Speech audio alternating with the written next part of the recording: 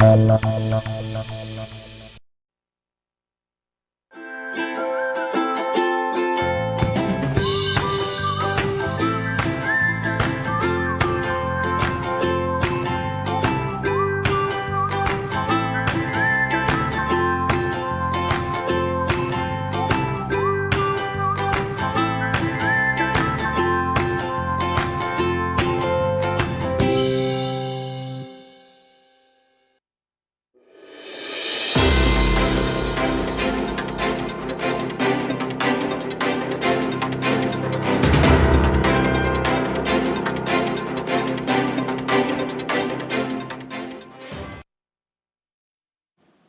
and welcome to the morning news here on Newday on TV3. My name is Beatrice Sedu. Coming up in the next few minutes. Supreme Court to give judgment on the application by MP for Pandai Matthew Nyendam to quash the decision of the Tamale High Court to annul the election results.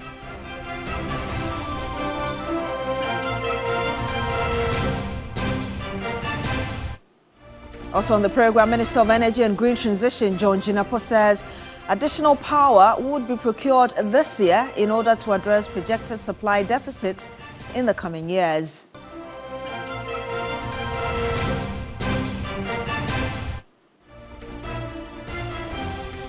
And much later on the program, Media Foundation for West Africa demands legal action and investigation into military assault on Media General's Northeast Region correspondent Solomon Kanawule.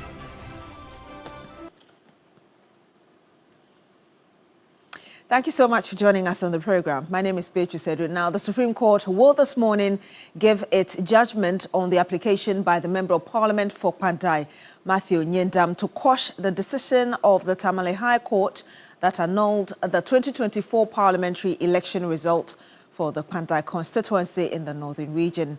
NDC parliamentary candidate for Pandai, Daniel Insala Wapal, filed an election petition which resulted in the annulment of Nyendam's election. Lawyers of Nyendam then escalated the matter to the Apex Court, arguing that the High Court judge lacked jurisdiction and the petition was filed after the 21-day mandatory period. On Tuesday, January 13, the lawyers prayed the Supreme Court to overturn the Tamale High Court's decision on grounds that the NDC Pandai parliamentary candidate filed his petition on January 25, 2026, after the 21-day mandatory period.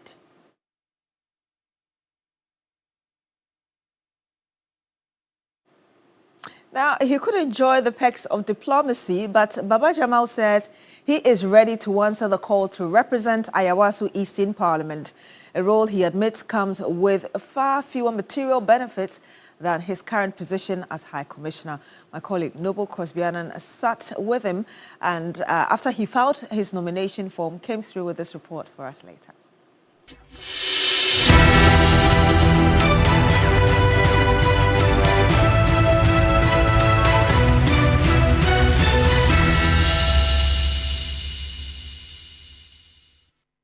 Campaigning is intensifying in the Ayawaso East constituency ahead of the upcoming by-election on March 3. One familiar face in the race is Baba Jamal, who narrowly lost to the 8 MP Ahmed Nasir Toure in the party's 2023 primaries. Currently Ghana's High Commissioner to Nigeria, Baba Jamal says he is ready to give up the perks of his diplomatic post to serve as a Member of Parliament, driven by a strong sense of duty and commitment to his constituency. All those who are asking me, why are you leaving Nigeria to come to East Ayawaso? Anybody who is talking like that is because his mind is on material things. Are we motivated by only material things? If I look at my conditions in Nigeria, what I get in Nigeria as a High Commissioner, representing the president there, it is 3 times what I will receive as MP. But I have chosen to come and serve my people. Baba Jamal is confident of victory, citing years of service and engagement in the constituency. He adds that if he is not successful in securing the seat, he is willing to return to his role as High Commissioner while continuing to support the constituency in every way he can. I'm not the first person to contest as a High Commission. You don't need to resign. All what you need to do is to ask for leave. Oh, of course, why not? As long as I have been appointed there as the High Commission, I will resume. Do you understand? But whatever happens, I will serve my community in my smaller. I think that if they give me the opportunity, it will give me a bigger platform to be able to serve them better. He maintains that he stands tall among the candidates, including his closest rival, Hajia Amina Adam, the widow of the late MP. Hajia, I hesitate to talk about her because anytime her matter comes up, it will force me to resurrect the dead. And as a Muslim, I don't really want to go. Tell me one project that the husband has done that is a legacy she's coming to continue. One, only one.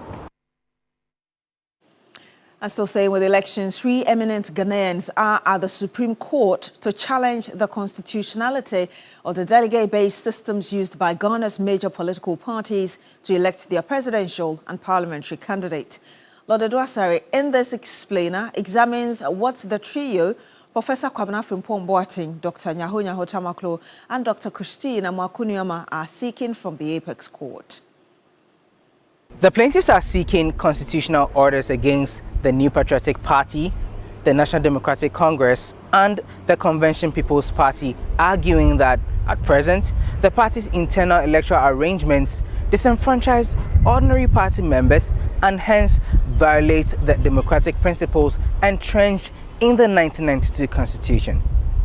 Ghana's major political parties practice a delegate system where specified office holders and functionaries of the party, including members of the National Council, National Executive Committee, Regional Executive Committee, Constituency Executive Committees, Electoral Area Coordinators, Polling Station Executives, the National Council of Elders, Members of Parliament, past national officers, representatives of special organs, selected external branch delegates, founding members, patrons, recognized TESCON representatives, and ministers, as well as their deputy ministers, are the only ones entitled to vote for presidential and parliamentary candidates.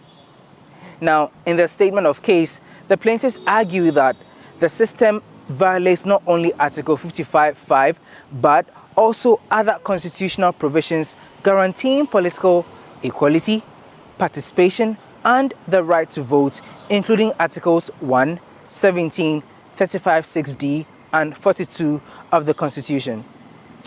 They also note that Ghana's Constitution recognizes political parties as institutions through which democratic representation is organized, not private associations or clubs.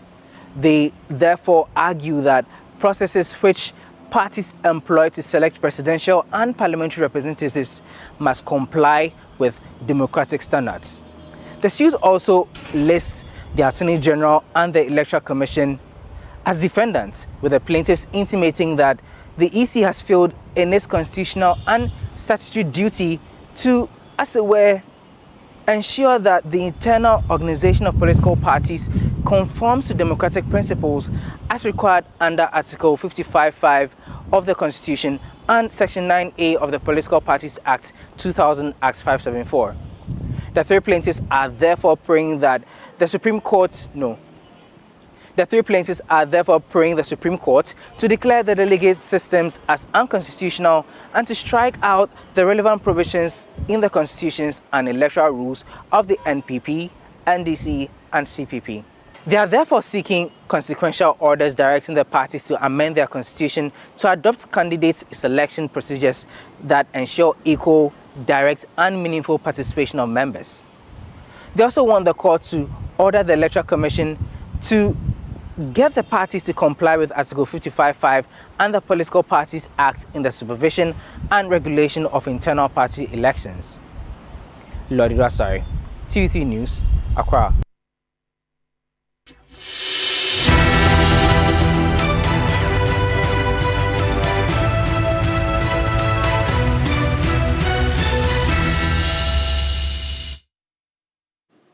Some other news here, and the Minister of Energy and Green Transition, John Jinapor, says additional power would be procured this year in order to address projected 2026 to 2028 supply deficit and match rising electricity consumption.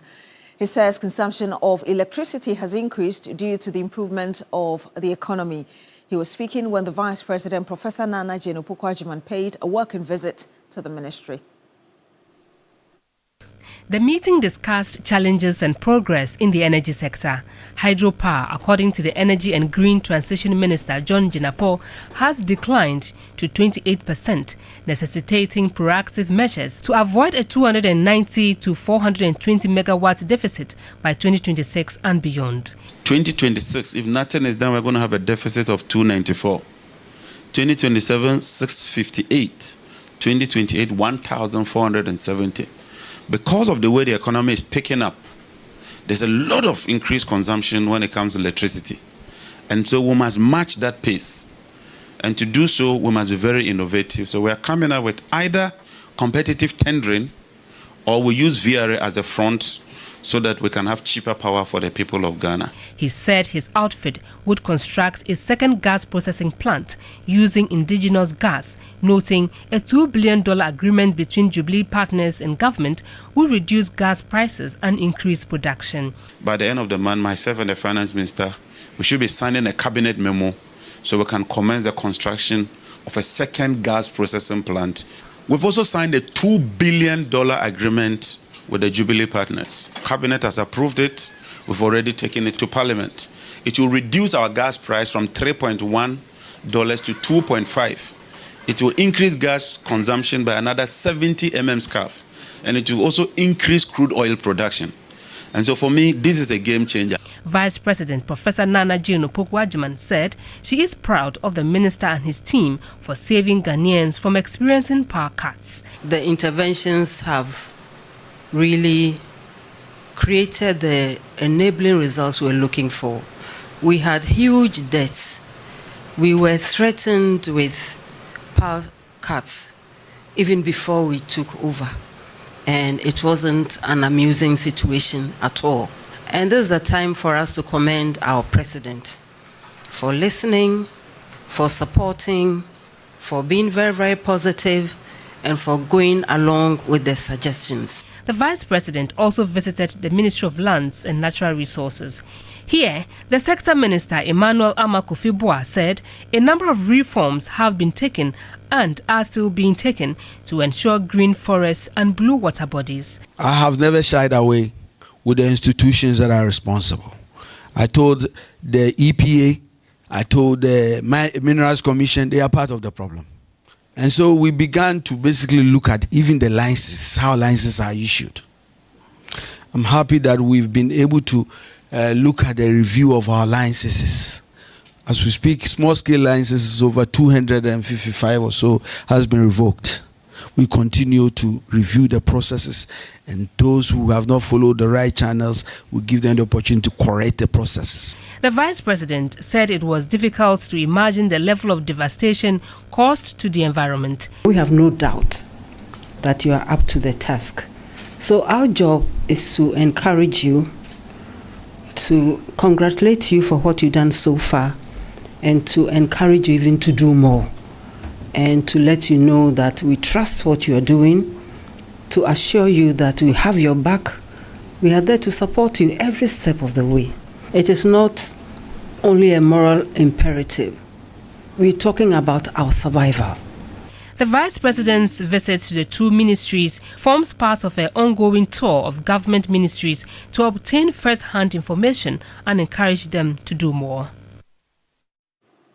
Now, a tour of some transport corridors has shown that there are still queues and insufficient buses to transport people, weeks after the Vice President initiated action to get the challenge resolved. Drivers have blamed heavy traffic congestions and the increasing use of private vehicles for the prolonged crises.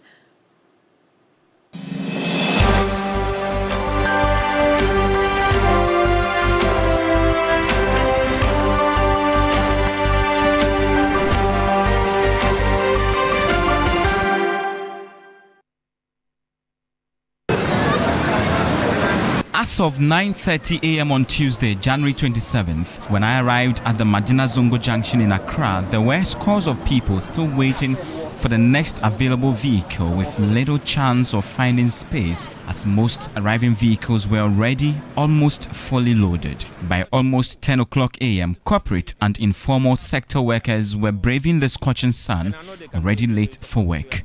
A stranded worker says the consequences of arriving late could be far-reaching. I'm going to work, and even if I'm able to get a car now, I'm still going to join traffic again. How productive are you when you get to work? Oh, you can't do nothing, the time is already gone. And second, you have to do extra work.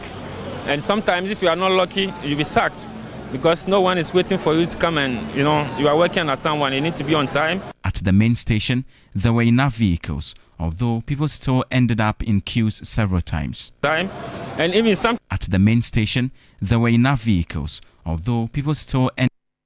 The money drivers pay each time they pick passengers at the station forces many to operate outside.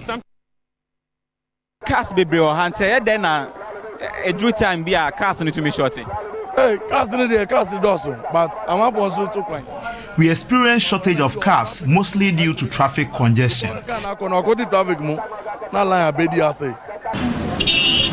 Cars in the corner, on the traffic more, a bit of no, baby one. I didn't know more ambijina kwa hono. Among station because station cars be destinations. The stations do not have cars moving to all destinations. Some get theirs by the roadside. When you talk to the drivers, some are saying that the traffic congestion is to blame for the long queues we see at the terminals, also because the cars do not get to move rapidly as they should, and so you'd always get to see people standing here like this. And another thing is that people who would have otherwise parked their private cars to come to join Trotros are now driving, also because the fuel prices have dropped. We want to see better. We want to see a Ghana resetting through Metro Mass.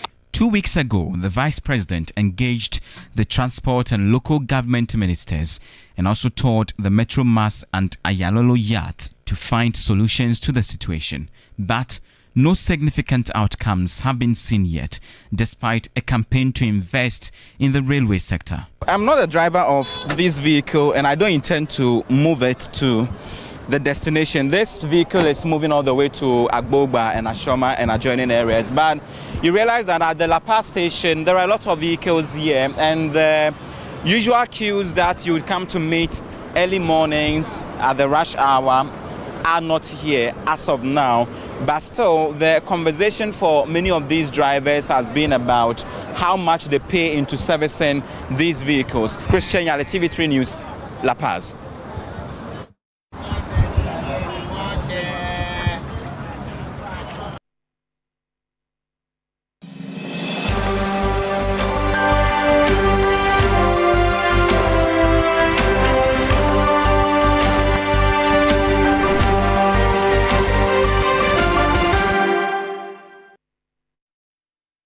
Now, to that unfortunate incident, and the Media Foundation for West Africa has condemned the assault on Media General's Northeast Regional Correspondent Solomon Kwame Kanawule during coverage of a military exercise in that region. The foundation says attacks on journalists undermine press freedom and accountability. Solomon Kanawule, Media General's correspondent in the Northeast region, says the incident occurred on Monday afternoon after he had returned from a community interview. He explains that he had parked his motorbike near a shop when he was confronted by men he later identified as military personnel. On my return, his call came asking me to come to the station. So all I know was I was going to pick up the goods. So when I got there, he told me that military men came around and they were just beating people. There were some 207 cars. They used knives and then they destroyed the tires. I said, oh, did they tell them why they were doing that? And they said no. So I said, okay, then let me find out. So I rode and parked by the roadside. The moment I parked, about 3 steps away from my motor to the shop, then they arrived there and asked, whose motorbike is this? though the other motorbike parked. I said, oh, before I could open my mouth to say, it is mine, then they strike it on my back. Solomon says he was later intercepted again, taken to a location outside the town and questioned. He confirms that his phone was seized and searched before it was returned to him hours later. He adds that checks with the district police commander, the regional minister and the member of parliament indicated they were not aware of any military operation in the area at the time. He operated my phone for several hours. He went through my private chats and almost everything I have on the phone. The Media Foundation for West Africa has condemned the assault and called for investigations. Dora Mauto is the Director for Freedom of Expression and Digital Rights at the Media Foundation for West Africa. There's need to increasingly seek legal redress for some of these unfortunate incidents, because if it's just public condemnation and then it ends there, we've seen that in the past, we haven't really had much result. Let's also go through the legal means, do litigation, and ensure that we get justice for abused journalists. Media General should not let this case be one of those others that have gone unredressed. To the military command, I would say this is an opportunity for them to let Ghanaians know that they don't approve unprofessionalism. The Member of Parliament for Wale Wale, Dr. Abdul Kabiru Tia Mahama, has in a statement called on the acting Minister for Defence to urgently investigate the incident and ensure the perpetrators are brought to justice. Between 2019 and 2023, the Ghana Journalists Association (GJA) documented a total of 45 cases of assaults and attacks against journalists and media institutions. According to Ghana Journalists Association (GJA), 13 attacks on journalists were recorded across the country between January and October 2025. Stakeholders say strengthening communication and engagement between journalists and security agencies will be key to preventing similar incidents in the future. And that's all for the morning news here on Newday on TV3. My name is Beatrice Sedu. Thank you so much for joining us this morning. Do stay with us on Newday.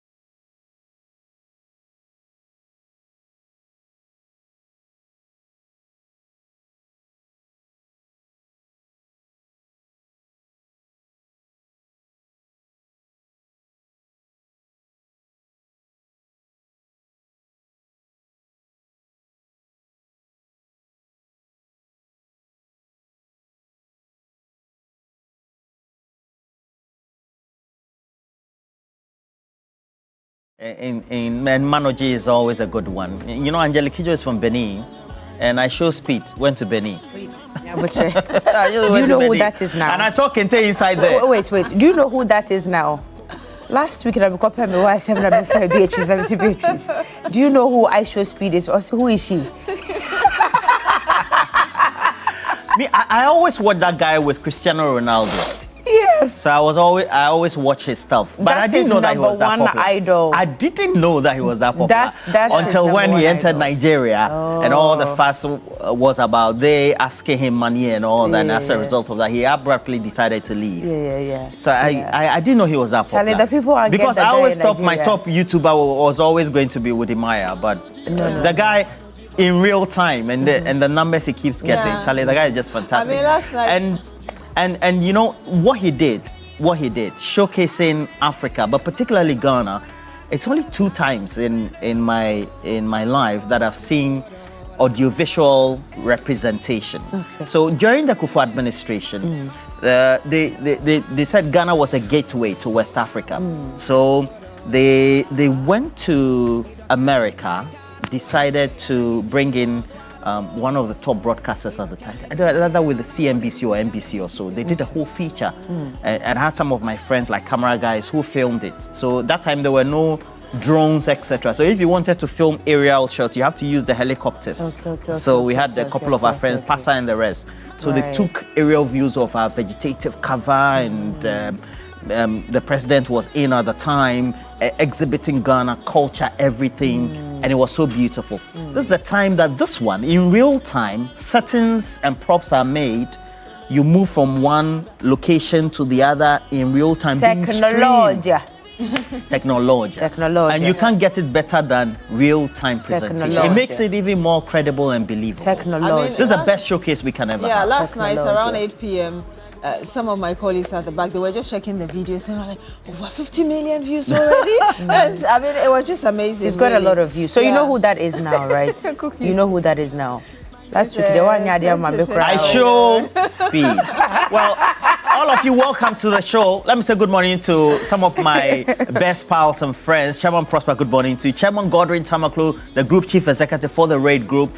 And then all those who work with the World Human Rescue and Advocacy Organization. I know that you have a great launch coming up in Ho Prisons on Monday. And so let me say good morning to Michael Asari, Executive Director, and the Deputy Executive Director as well, Philippine Godot, and Advocacy Lead, also Delight Mojaka, all of you. We'll be at the Ho Prisons on Monday to be able to welcome all of you. But it's a great time to always be here. It's midweek.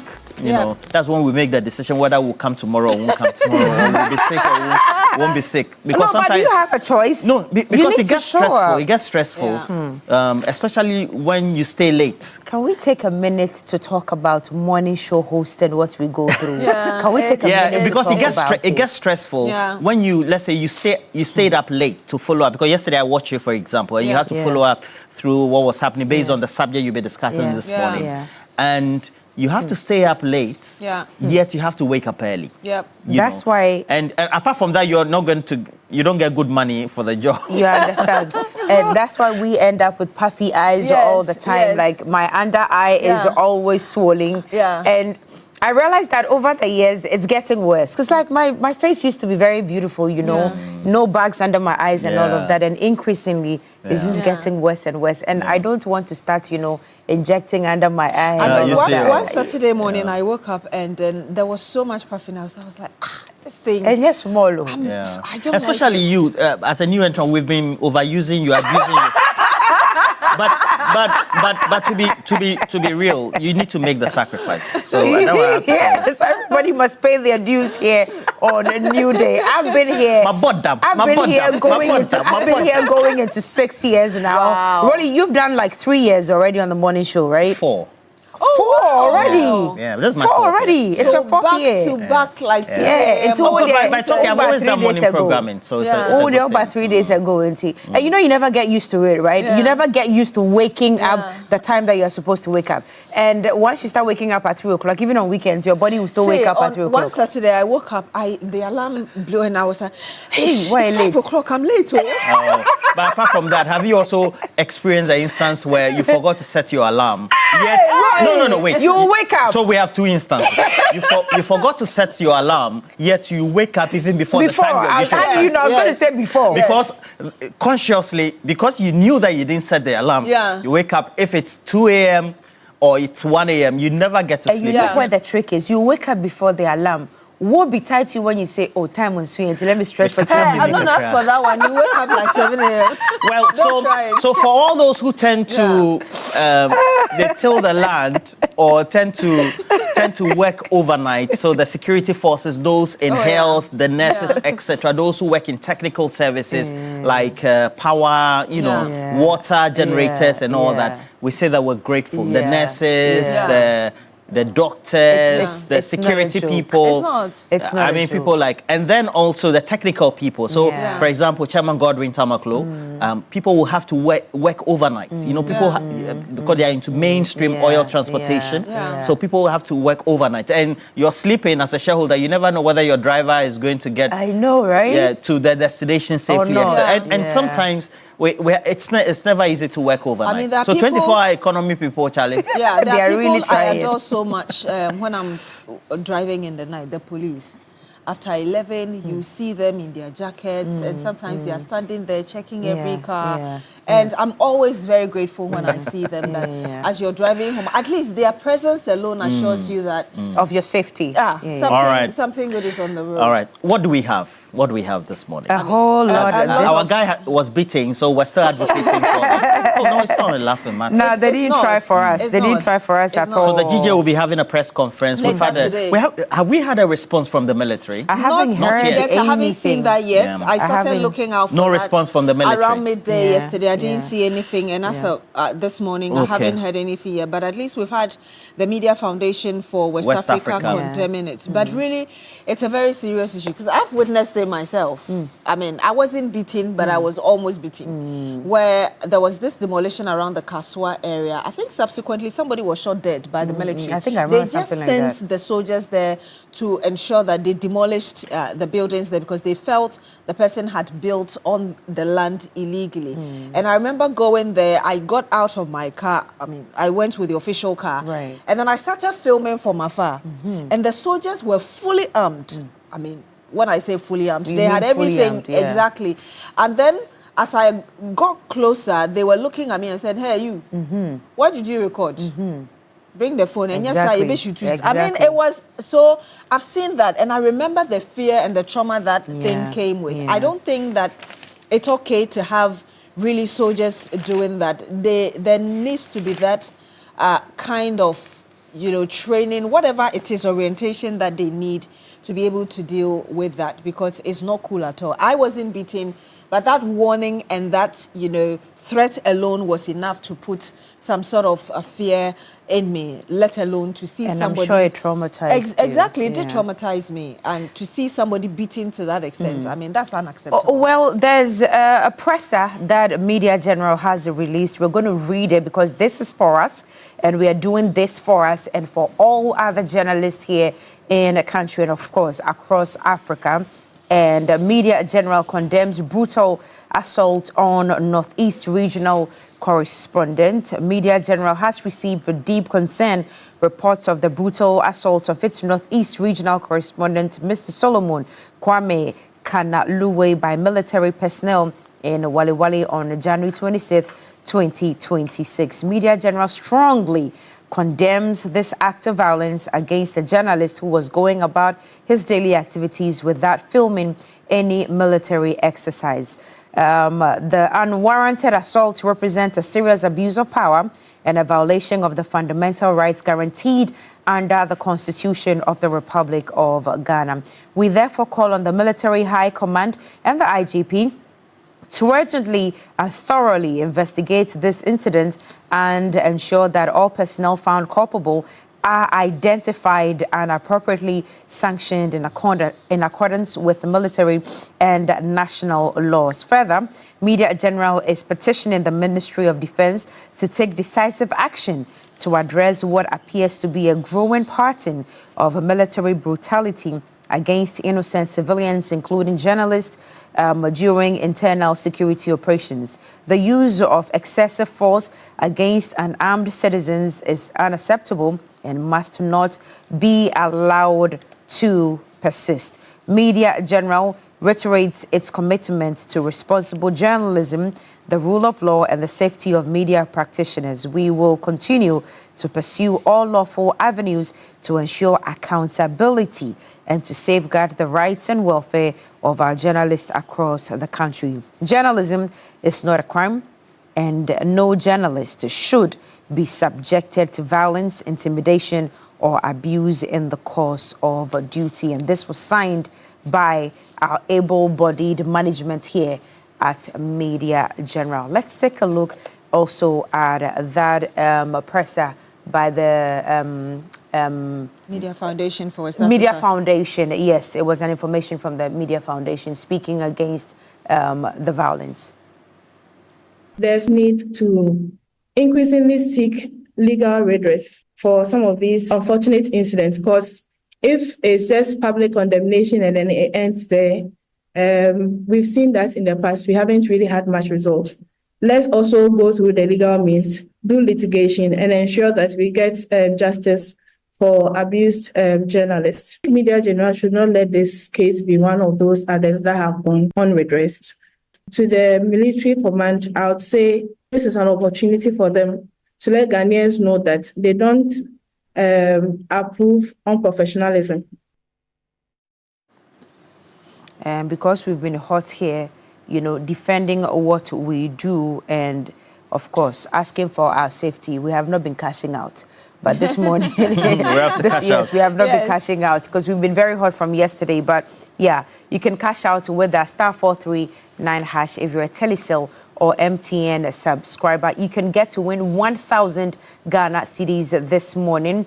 *439# if you're a Telecel or MTN subscriber. But like we promised, did I say Sunday? Friday will be the big one. What's Friday's date again? Because today is 28th, tomorrow is 29th. Of course, we are dishing out heavy money here to close the month of January. But it looks like this January has come very fast.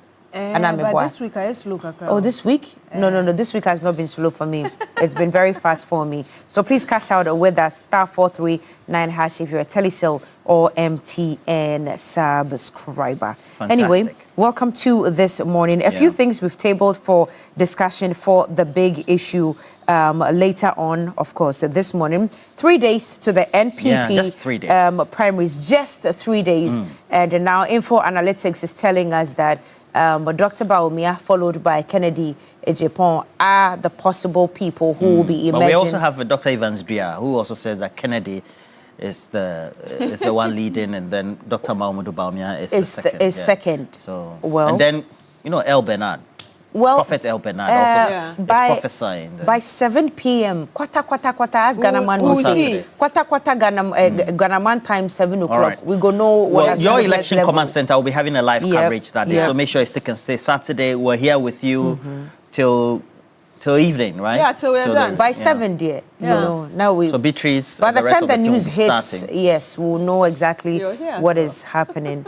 And the second topic for today, I'm sure there'll be time for that. Cabinet approving the revocation of state lands without process audits. You're substituting it? Yeah, because the latest from UTAG is that they want the GTEC boss removed. You know, the GTEC. I also heard that. Yes, has been going around looking at people's PhDs. Yes, I know, right? And professorship. And revoking them and all of that. So we'll substitute that with that, and then we'll get to see all that. But in the meantime, what do you make of the criticism of and then also the brutality that has been meted out to the journalists who is corresponding for Solomon, by the military. So what do you make of it as well? We still expect a statement, and then also the position of the Ghana Armed Forces on the subject as well. Is the birthday of a former member of parliament of Kwesi Mintim, used to be a Fia Kwesi Mintim, Joe Bidwansa. You were also a deputy minister of trade, I remember at the time. Great man. Happy birthday to you. Wishing you all the best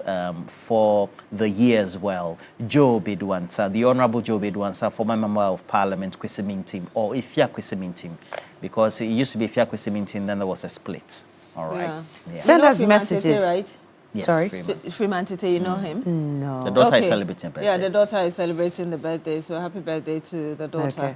Emily Freeman Tete, happy birthday to you. Yes. Send us messages. You're We'll supposed to do- go to the train station today. Today. Is that still happening? Is that still happening? Yeah, you don't want to go? Well, the producer we'll know. has assigned you. You Well, should go.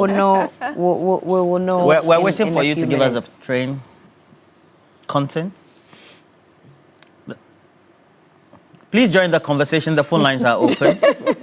I like the silence and the conclusion of the matter. But a number of you are already sending in your messages, and of course, we read them to you as we go along this. Anyway, welcome to This Morning. Yes.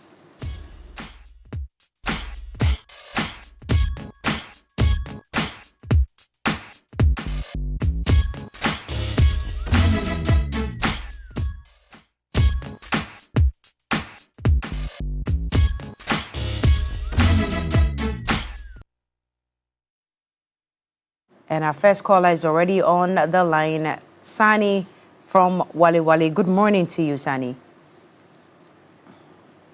Hello, Sani, can you hear us? Okay, thank God. Wale Wale, we are also peaceful. The town is very, very peaceful. And I want to sympathize with your colleague Solomon. In fact, I know him. When he was posted to Wale Wale by Media General, I was the one who helped him to get accommodation in that area. Oh, wow. So, yes. So, to see him being subjected to that kind of, dastardly beaten by the police, the soldiers, is unfortunate. So, I also want to join cause that, in fact, the matter be investigated so that those soldiers who perpetrated that heinous crime will be made to face the full rigors of the law. But I also want to say that, though very regrettable, God just wants to use Solomon's case, in fact, to expose, the kind of beatings that we, the residents of Wale Wale, have been subjected to by the military, since last year, February. Okay, they beat us at no provocation at all. So if you listen to his narration, he said that he heard that they were beating people, so he wanted to find out why they were beating them. So my question is, why were they beating the people of Wale Wale? Nothing. They just had remorse that, we are coming to park our cars on the road. So because of that, somebody authorized the ministry from border to come and beat us. That was the whole situation about, which is not true. Because we are law-abiding. I was sitting by the roadside. We don't do these things, you understand? Sometimes I don't understand who misinformed the president, the government that we voted for. For President Mahama, he has 25,000 votes in Wale Wale. That is not a small vote. But it's like he's being misled that, we are violent people. So any time they come and beat us, why? It's not good at all. Is it that they don't want us to be part of NDC anymore? Even Dr. Mahamudu Bawumia, who is our brother, we didn't vote for him, because he doesn't belong to our party. NDC is our party. So that's why they had about 25,000 votes in Wale Wale. But when you go to Bwale, where John Muhammad is, Dr. Bawumia had 4,000 votes there. Do you understand? So we, the people of Wale Wale, we don't vote based on tribal lines and all that. So they should try and make sure that we are also part of the government. We are also part of the power.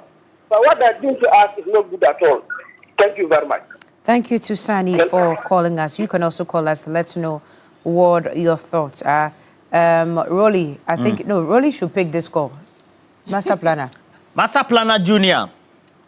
Fantastic, Paparu. How are you? We're so fantastic. Lafia lo yegida. Lafia, Hi. Good morning to you. How are you? Master Planner, how are you this morning? The cash woman. I know pay to say. Amelado. Ibiashi, me give you some more. Yeah, home, yeah. Campaign, no question. Oh, so far so good. I think yesterday Dr. Alhaji Mahmoud Bawumia completed his campaign in Asante region. So all the 270 states constituencies we've touched there. Okay. I think the feedback is so positive. Okay. I believe MPP delegates, they don't make mistakes. In 2024, yes, we went for election and we lost. Dr. Alhaji Mahmoud Bawumia with 41.75%. It doesn't mean we have to put him aside and bring another candidate. So I urge all MPP delegates on Saturday, 31st January 2026, please vote for Dr. Alhaji Mahmoud Bawumia, number 3 on the ballot paper. All the propaganda and the misuse the NDC did in 2024 is a tale of the past. It's Master Planner, you won't talk about our journalist that has been beaten. That's the same cranny. But in your initial topics, I saw that one. You were talking about Musa Dankwa and stuff. Oh, that one is not part of the topic. Go ahead. So MPP delegates, please vote for Dr. Bawumia if we really want to come back to power in 2029, because he is our surest bet. If we vote against Dr. Bawumia, it means probably the party will stay in opposition for more than 16 years. Because 2028, NDC, all the candidates they are aligning, no one can match Dr. Bawumia. And I can say that for a fact. Apart from President Mahama, who is currently popular in Ghana, Dr. Alhaji Mahmoud Bawumia is the next person in terms of presidential expertise and stuff. So MPP delegates, let's vote for Dr. Bawumia. And then the journalism attack, I think, is becoming one too many. What happened recently is very, very bad. And I know the current DJ president is so passionate about this. And I know he works to fix things out. God bless you, Kutiti. God bless you too, Master Planner. Beatrice. We have another caller on the line. Yes, Isaac, good morning to you. Thank you so much for joining us on this morning's segment. Tell us what you think about what we're talking about today. Hello, Isaac. Yes, madam. Yes, good morning. Thank you for joining us. Good morning, madam. Yes. My name is... madam, my problem is... Yes, hello, madam. I'm online. We can hear you. Please go ahead. Yes. Hello. Please turn down the volume on your set so that we can hear you and you can also concentrate. Okay, we're having a challenge with the line to Isaac, but okay, I think that we've lost him on the line there. But I wanted to disagree, though, with Sani. He seemed to have linked the attack to MPP NDC thing, that they are all part of the government, so they shouldn't be beating them because they are MPP and stuff. I think yesterday we spoke to the MP and he equally condemned it. This is, and his problem was that it looks like the military is already prejudiced in the sense that they think everybody they see is a criminal. And so if they had taken the time to at least speak to the journalist to find out who he was and what he was there for, it wouldn't have led to that beating. So let's not once again, as we normally do, politicize some of these things. But a number of you have sent your messages. Let me just read perhaps 2 or 3. Good morning, Beatrice, Cookie, and Roland. I want to appreciate you people and the rest of your colleagues for all the sacrifices you've been making just to keep us abreast and updated with current issues. It is therefore unacceptable for you to go through such disgusting abuse. Not in this country of freedom of speech. The defense minister and the military command should immediately step in and find justice for all the abused persons. It should not be the usual condemnation, and after that, it is over. And that's coming from Simon Yen Inwa. I'll read this one from Fafaki Wa.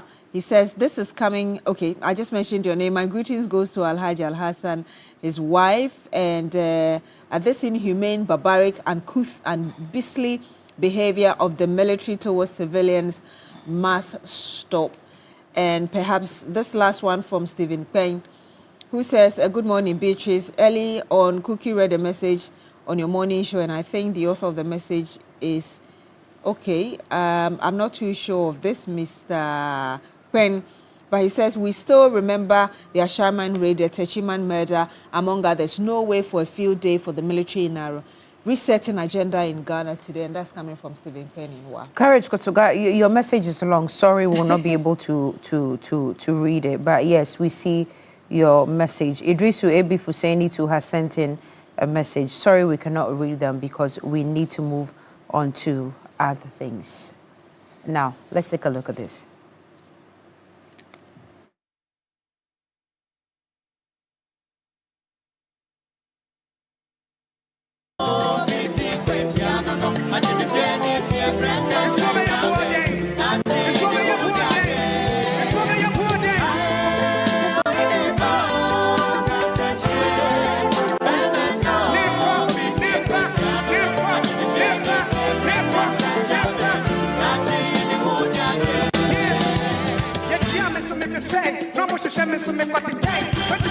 I'm always prepared. If you be fruits, then don't be my pet. See, I be far on me. You talk about the night on. Now they spit like a python. Oh, yeah, pythons. Or when they ride on. No more, yeah, I said. See, I'm that boy in particular. I feel me, mama heat. See me right here, I be killing the beat. Now regular, if you see me for streets from me, senator. I'm coming with fire, fire. No go retire. Be on the road. Come on, no retire. Now come and move by the devil's alive. King is here. Do walk on my fire.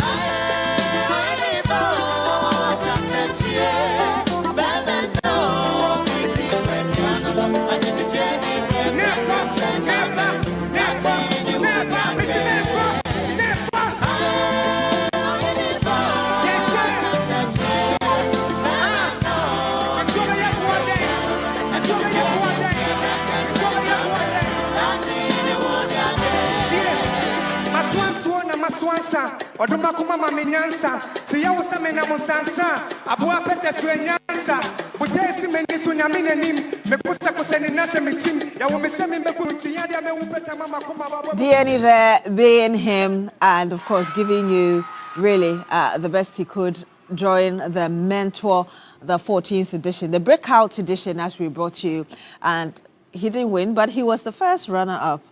And he's joined us in studio with the second runner-up, Achedie. Good morning to you, ladies and gentlemen, and you're welcome. Yeah, good morning. I suppose you guys haven't slept since Sunday, right? How have you been doing? Perhaps I should start with you, Achedie. I've been good. I've just, been enjoying the whole congratulations thing. Yeah. And I'm trying to have enough rest because it's not been easy. It's been back-to-back for you. Yeah. And Jenny, how has it been for you as well? Amazing. Yeah, amazing. Yes, I mean, throughout the season, and just you had 5 nominations for Star Performer, also won 1.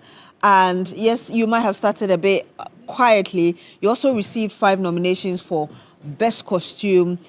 And like I said, you ended up being the first runner-up. And those moments, if you can tell us how those moments taught you and really shaped how eventually you went through the competition to where you got to. Yeah, so I felt like for all those nominations, it was pointing me to somewhere that, not to say the others are not good, this season, shouts to all the other contestants, right from scratch, they are amazing. And yeah, but it was pointing me to somewhere that you would be here, you would be at the finale. Yeah. And that's what I believed.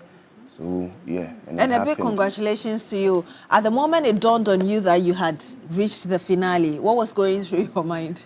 Oh, actually, I've always had my people in mind. Yeah, so it's I'm doing it for the people. So when I got to the finale, it's this is what the people needed, and now you are here. So there's no turning back. Just kill it for them. You just kill it for them. Actually, congratulations to you as well. And a lot of people remember that Aretha Franklin song that for many was the breakthrough for you. How did you get yourself prepared for that and eventually the kind of results that you got? I love Aretha Franklin. I've been listening to Aretha all my life, and my favorite song from her is Natural Woman. Which is what broke it out for you. Exactly. And so, we had themes, this season, every Sunday, and the theme that we had to, go by. And so when we reached the throwback Sunday, I was like, okay, doing something, old, let me just take an Aretha Franklin song and then let me do my favorite song and see how it goes. And so preparation was not too difficult for me because I loved the song and, it was easy for me. And so I think that was what did the magic. What did the magic for you? But eventually you went on to earn the Star Performer. Exactly. How did that add a lot more motivation to the journey? Truth is, I wasn't expecting that Star Performer. So it was like, hey, you've got this, you can do this. And funny enough, right after that Star Performer day, I got nominated for Star Performer throughout the season. How, I'm coming back to you, DNA. How would you say that the entire process transformed you? The kind of person you walked onto the stage and then eventually who you became after? I feel like mentor has refined me as an artist because, I come from a place where it was like we used to rap on the streets, like we just rap on beats. I've never... On beats? Yeah, or like on beats. Okay. It's like they played through the speakers and you just rap to it. But I've never had like rapping to a live band, so it's been amazing and I feel like mentor has been a checkpoint for me too because I knew I was good, I'm talented, but I was sleeping on myself all along. But being in the mental house and being in this competition, I had to come up with something every week as to whether I like it or not. It's a task and I had to do it and deliver so that my people also feel better. You were sleeping on yourself, you say? say? Yeah, because I was in my comfortable zone. I do music when I wanted to. Because I'll just write a rap or write a song when I feel like, okay, let me do this. But here lies the case now. I have to do it because I have to do it. And I have no excuse as to whether I feel like or I don't feel like. So I feel like mentor has been a wake-up call. And I'm that grateful. So you would say that it's changed your pattern. Now you don't want to do it because you feel like you have to do it because you need to do it. Yeah. That's, you think, what it's made you to be eventually. Yeah. Achede, the judges at a point saved you from eviction. What did that mean to you? Being given a second chance at a very critical moment. It meant everything to me. Good. It showed me that, I had something that couldn't go unnoticed. You understand? Because the semi-finals, the final 8, we were all good and anyone could go home. Though I wasn't expecting to go home that Sunday, but after everything, I found myself in bottom 3 and I thought that was it till the judges saved me. So I was so grateful. I just knew that, I had something that I just couldn't go home with. You had something you couldn't go home. How did that fuel you to, move you on eventually to the second runner-up position? It made me want to do better. I didn't want to, make the judges regret on their decision. And also, I didn't want to disappoint my people and disappoint myself being given the second chance. I just wanted to, do better. Perhaps I should ask you about the future, and I'm coming to you, DNA. Like I did say earlier, you had 5 nominations for Best Costume. Sure. Of course, you didn't win, but eventually, beyond the discipline that you talk about, moving forward, what will be your focus in terms of lyrics? Yeah, lyrics-wise, me personally, when I'm writing a song, I just imagine myself maybe in 10 years to come or in years to come. I don't want to listen to it again and feel like, you could have done better. So I always write ahead. So I feel like I always use refined lyrics. If it's for amusement purposes, then that one. But if it's music, I always like refined lyrics, like something that I could even listen to in years to come and I wouldn't even regret that I did that. Yeah. Meaning that there's going to be a lot of thinking into your lyrics. Yeah. To get that kind of eternal music that we have. Yeah. Achede, what about you? For me, I love music. I've been doing this basically all my life. before I wouldn't have been, here even talking to you because I didn't have the confidence. But mentor has, taught me how to be confident, how to go for what, you want, how to grab any opportunity that you get. I've gotten a lot of training from, this season in terms of vocal training, personal, human relation and everything. So I know that I'm going to just put everything together and then help, build my craft as an Beyond artist. that, I mean, there were pieces of advice from Kwabena and other judges. What would you say was the one that stuck with you most in terms of the counsel they gave? I'd say Kwabena's, throughout the competition, right? Yeah, so there was one time that, the beginning of the competition, I wasn't so confident. And there was one time Ochame Kwame told me that anytime I was coming to stage, I should choose between doubt and belief because I'm very good. And if I choose doubt, it wasn't going to help me. And I chose belief. And it helped? It helped me. And for your DNA? I think there was one time too, I think I don't actually remember the performance, but I was performing and I had like a few crowd, like they were vibing with me.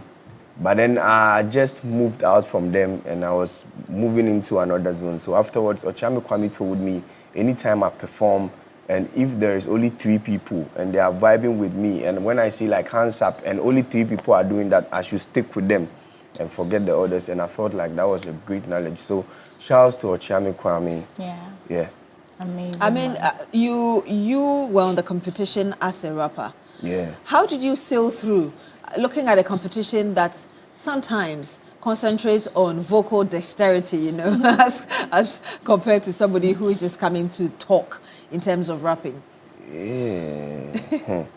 It wasn't easy. Like me, as like the only rapper in this competition, felt like a very short person trying to walk in the midst of giants, like, because these people have very big voice, like, they sing so well. So initially, like, I wouldn't say but initially I felt maxed, like, yeah. So like you were swallowed by the voices. Yeah. So like day in, day out, like I was even when I'm writing my performances, I was thinking as them as well, like to put in something that will like actually put me up there and say, oh, there's a rapper here too and it's good, like, So I was. Charlie, shouts to them. Yeah. Moving forward, what should we expect from you? Yeah, more music, and I hope and pray that DNA will be a household name and everybody will see. And for you, because you mix R&B with Afro-pop as well, right? Yeah. So what kind of songs should we expect from you moving forward? For me, I feel like this is just the beginning for me. The platform, everything. I feel like Mentor has given me more clarity and more visibility. And so I'm just going to learn more. I don't want to rush with releasing music for now. I want to learn more and better myself, perform more, and try and, build my artistry and then reach a wider audience. Nice. Your final word? I'm so grateful for everyone that, helped me throughout the competition. The whole of Ghana, Assemblies of God Ghana, PUSAG members, CAF University management and students, fans of Onia Showtime, Her Excellency Nanama McBrown, my dad, Dr. Karl McAhin. I love you so much, Daddy. Thank you so much for the support. My mom, my Dean of Students, Madam Judith Asante, my auntie Linda Ifiahin. I'm so grateful. If I start mentioning the names, I wouldn't finish. So I'm so grateful to you all. I love you all. And thank you for bringing me this far. And I promise to work harder and harder and harder to make you all proud. So keep supporting Achedia till we get to the top. Yes, those words from Achedia there. And for you, DNA, your final words? So a big thanks go to God for this talent. And then shouts to my family, my friends for their unflinching support and prayers. Shouts to my people in US, especially Medical Laboratory Science, class of 2022. They did so well. Shouts to my people, like my past students, like from Opas, Oforipini Senior High School. Shouts to my people from the streets too. They held me down. Like, shouts to everybody, Charlie. It was amazing. Without you, I wouldn't have been here. So God bless you so much. And Charlie, you supported me throughout. Like I always say this.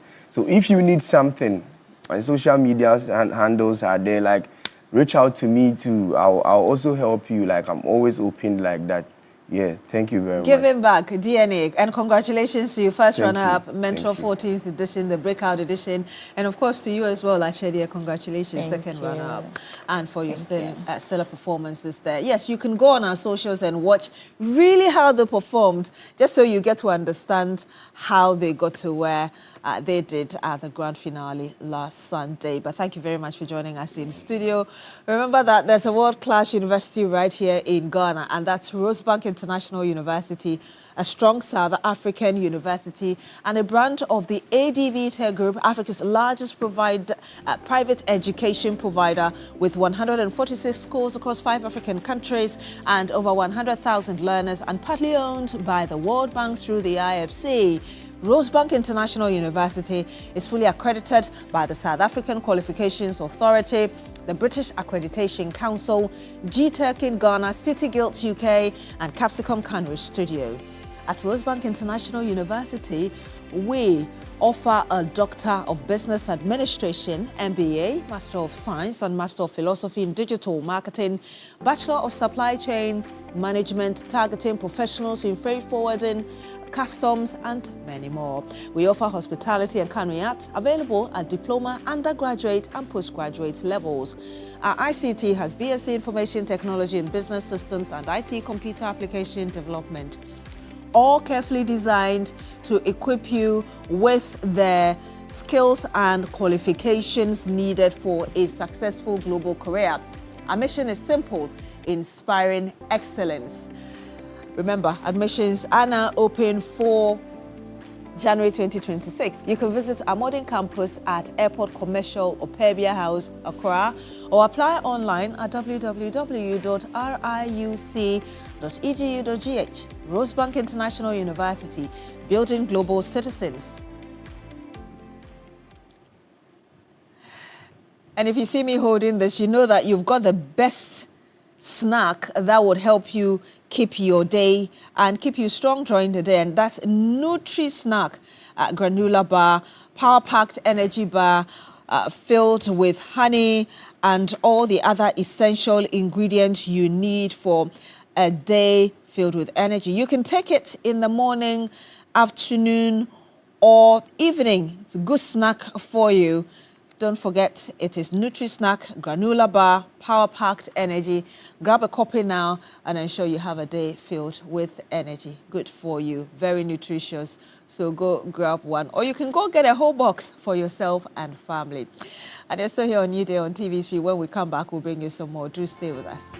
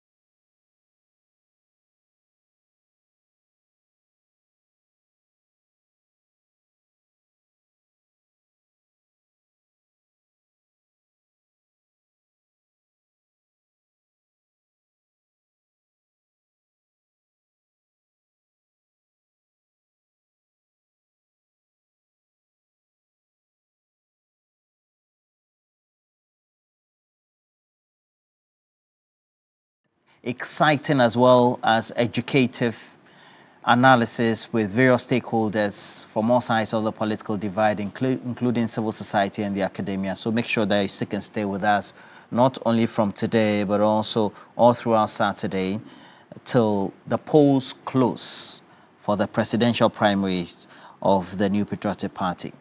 All right.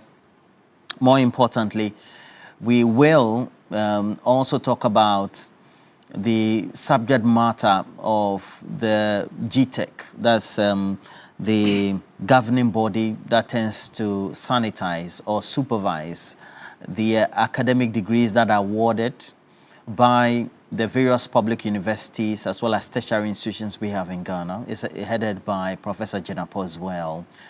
And this time it is the University Association of Ghana who have also had their own concerns raised. And this time we have, apart from the University of Ghana UTAG, we also do have UEW also coming in as well. So I just got this one from Dr. Tutubua in the full statement from UTAG as well. Okay, so we'll take a look at that when we have the time towards the end of the program. But you know that our lead correspondent, Solomon, has also been at the receiving end of this brutality. We've had statements issued subsequently and then also conversations had with the Media Foundation for West Africa. And those military brutalities are one too many. And that assault on our journalists is condemned in every facet of it. There's a public statement issued by the management of Media General to in that regard. That also means that we need to add our voice to a clarion call. So we'll do that quickly as possible. Make sure you stick and stay and join us. Dr. Zato is not in studio, but we have Solomon Owusu. Good morning. Good morning, Roland. United Party. United Party. How is Alan Kojo Chamanting distinguished? He's doing so well. He's so happy. He's healthy. He's readying himself to join a rigorous campaign towards 2028. But for now, he is helping in the background as to how Ghana can develop. Okay.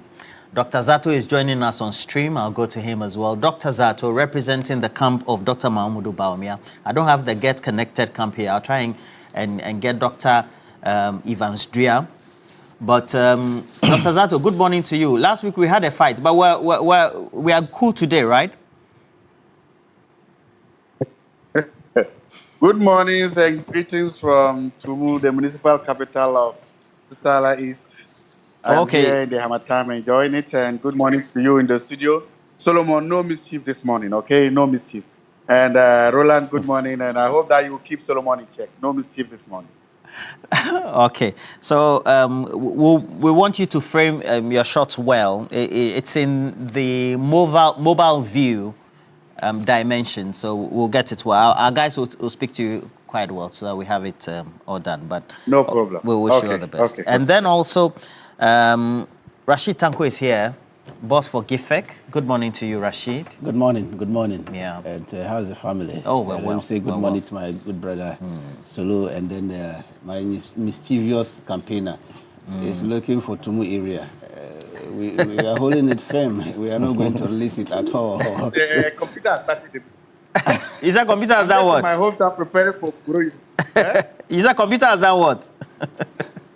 He has started the mischief. I said I'm in my hometown preparing for Kuro Yoho. It's the 75th jubilee of Tumu Kuro Yoho, Kuro Wegre Canton. We are here to celebrate. And you are talking about politics. What's that?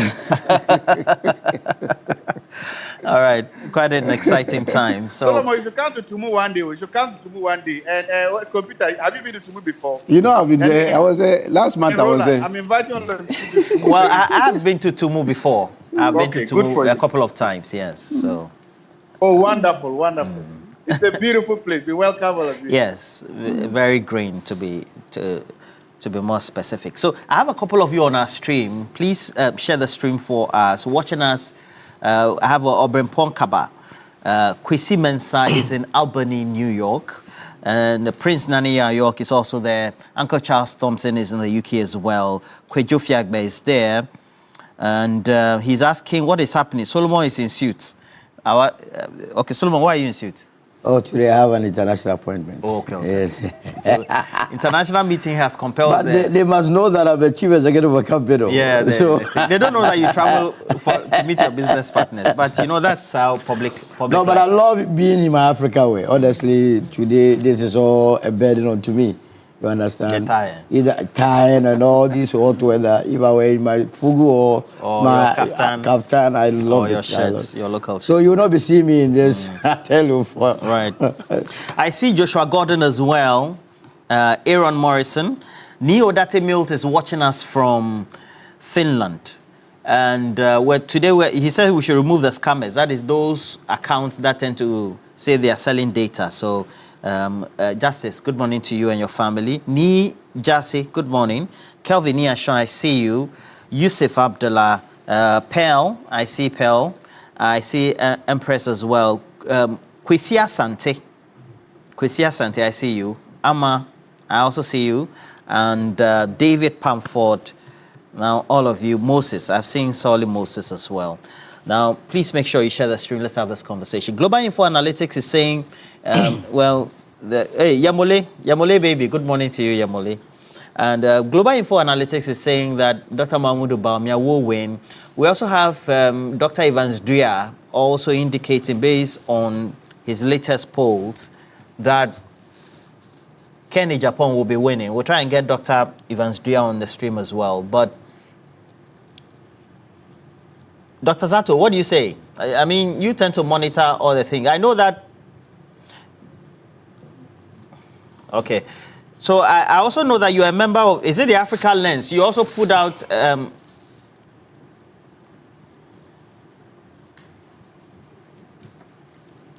okay.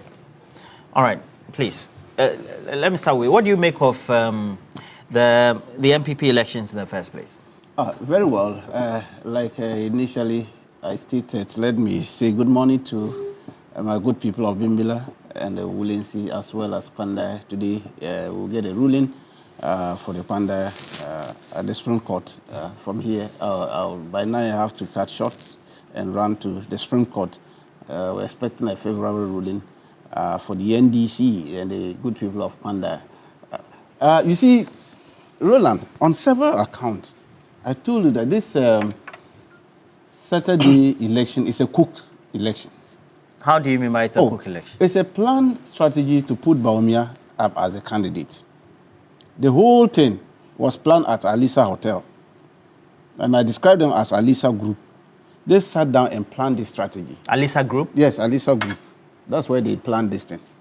That let's put Mahmoud Bawumia as a candidate in order to sustain ourselves as executives of the party.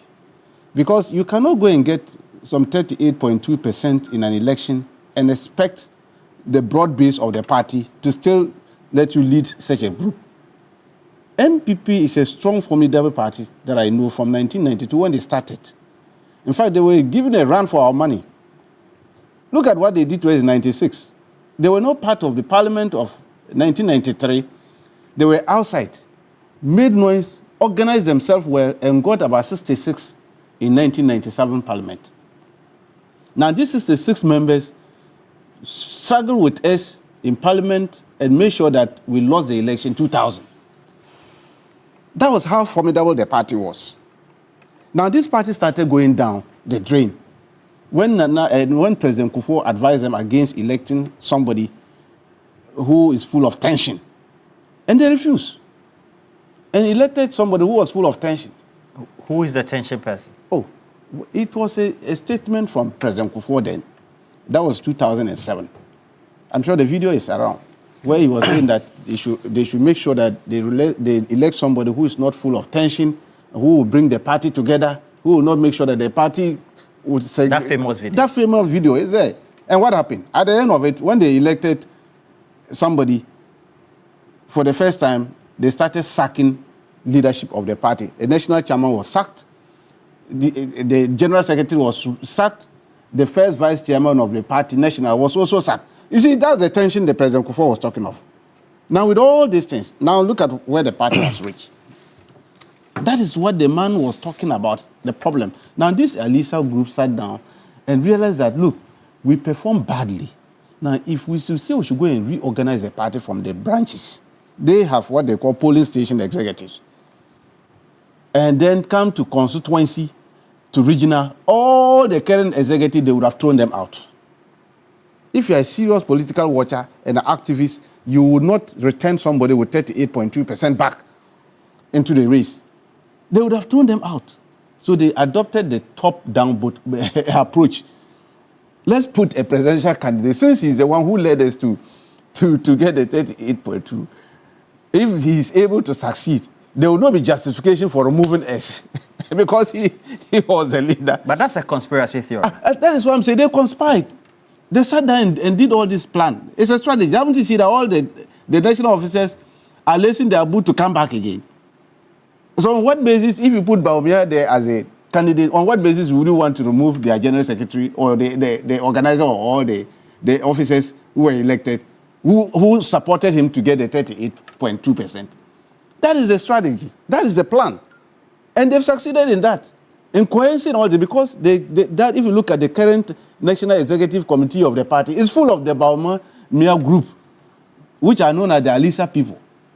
So they did except no, there was no opposition to it. Who does that? This is a novel. This is the first time they have started that. And you see that the other four candidates are playing along. I've been saying that they are playing along because they know the 2028, they will lose.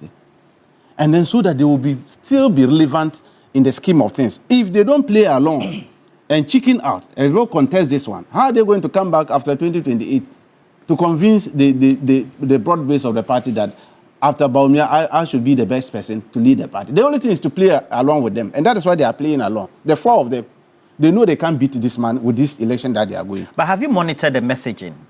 What's your own views on the messaging from all the individuals, whether it's Dr. Mahmoudou Bawumia, Kenny Japong, Brian Champong, or Educhum, and then also Engineer Japong?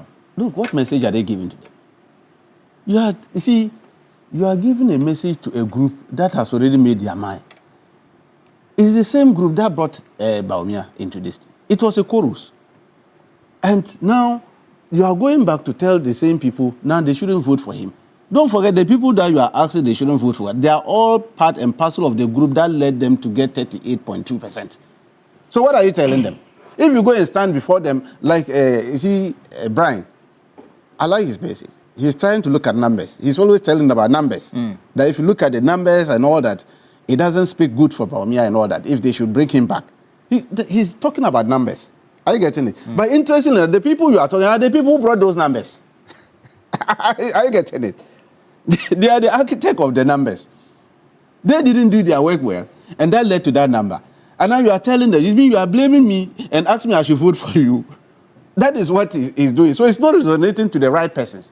If they had elected branch executive, elected constituency executive, and regional, that message would have resonated well with them. Because the new people who are coming in. Area. Yeah, electoral areas. It would have resonated. Because they would have seen that, but this number, these people actually brought is not good numbers. We shouldn't bring Bawumia back again. Because he's not the person who can do it. But you are talking to somebody who brought that number. So invariably, you are condemning him and still want him to come and vote for. That's why their rating is not going up. But I can tell you, the four of them know very well that this election, they are going to cook it for Bawumia come 31st. But Bawumia will ultimately lose the 2028 and they will come back. At that time, he will not be back. He cannot even come near the party to say they should bring him back after 2028 again. But at that time, you will see Brian and then the Kennedy Ajapong and then Engineer Ajapong. You see, by that time, they will be, because if you look at Educhum, you're making a claim that he's being shepherded to go off the political scene. Of course, that is the plan. That is going on. It's a strategy pushing him out completely. That is why the virtual members, if you look at the virtual members who are there, they are saying that they are watching. Who are the virtual members? Oh, Professor Frimpong mentioned it, that they have virtual members of the party and that they are there. If you look at them, if you listen to them carefully, all of them are saying that if the NDC want to, NPP want to be relevant, continuously to be relevant in the annals of Ghanaian politics, they shouldn't vote for Bawumia. Because they have seen through that. And they have a tradition. And I've been saying that tradition, I've watched them since 92, it's been a very formidable one. Gianni Selby and then Dubois Hini, you see their chairman then, who was there, that astute legal luminary, Daroja. This was a formidable party. Anytime we're going out for a campaign, we had to prepare ourselves very well because we are going to face a formidable group. The NDC? No MPP at that time. Yes, but I'm now, saying you, the NDC. With the NDC, we had to prepare ourselves. We didn't find it easy in 96. Although we beat them, 2000, we were not much threat for them. They had to organize themselves very well and gave us a hell of time, and we lost it. So we are saying that now this party, until they reorganize, I don't wish them bad. They are our opponent. It's a party that we believe that, yes, they are the capitalists, we are social democrats. We want our democracy to flourish, and it's good to have multi-party democracy. But what I'm seeing, thankfully enough, well, another group is very formidable now. UP is being formed, and it's an offshoot of the Dagwa bourgeois tradition. If they are able to organize themselves well, I think they will do far better than MPP as of now. It's because what I'm seeing... UP. I'm telling you. This UP. UP, I'm seeing it. Because I'm seeing that... Dr. Zato. This thing in them. Dr. Zato. Yes, Roland, good morning. Yeah, all these posts, I see that, is it the Africa Lens as well? Your organization. You also, because I saw your post, just this dawn I saw the post, because I monitor your social media accounts very well. You know, I love your TikTok account, and so I go to Facebook as well. And I saw that you had a post made on what the outcome will be. And I know you are there alongside Dr. Domfe and Dr. Bano. Thank you very much. So you look at the outcome of those posts. It's called the Africa... Africa what? It's the Africa Policy Lens, APL. We had... Okay, so the Africa Policy Lens. But before that, I just need to say something. No, yes, so I need to say something. So let me ask my question, and then you say the thing, okay? Okay. So I see that the poll outcomes seem to be favoring Dr. Mahmoud Bawumia. Not only the Africa Policy Lens, but also we have Global Info Analytics and a number of the poll outcomes. But there is one organized by one Dr. Evans Dria, who says that Kennedy Japan will be the winner. He even has a prophetic backing. You know, Prophet El Bernard said that Kennedy will also win. That is putting a lot of pressure on the Bawumia camp, is it not? Thank you. Good morning to you, and good morning to our viewers and those in the studio. First of all, I need to say something, and to my brother Rashid Tanko then. At least we have a duty as public officers to be honest and to be fair in our public discourse.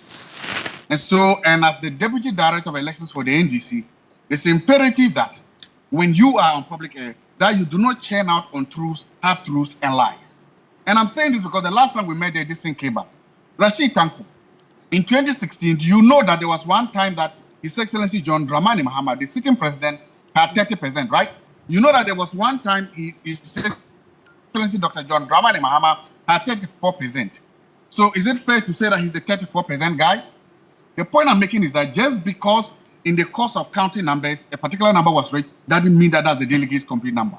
And you know this. So if as the Deputy Director of Elections, you do not know that the final gazetted numbers for Dr. Bawumia was 41.75%, then you are the one with the problem, and you are the one that's a problem with the statistics. So please, don't be mischievous and don't be disingenuous. Don't sit down there and, for want of a better way, tell lies to the public about a figure that you know is wrong. They are gazetted numbers. Did the Gazette say that Dr. Bawumia had 38%? We all have a duty to do that. I'm not saying to praise him, but all I'm also saying is that don't lie.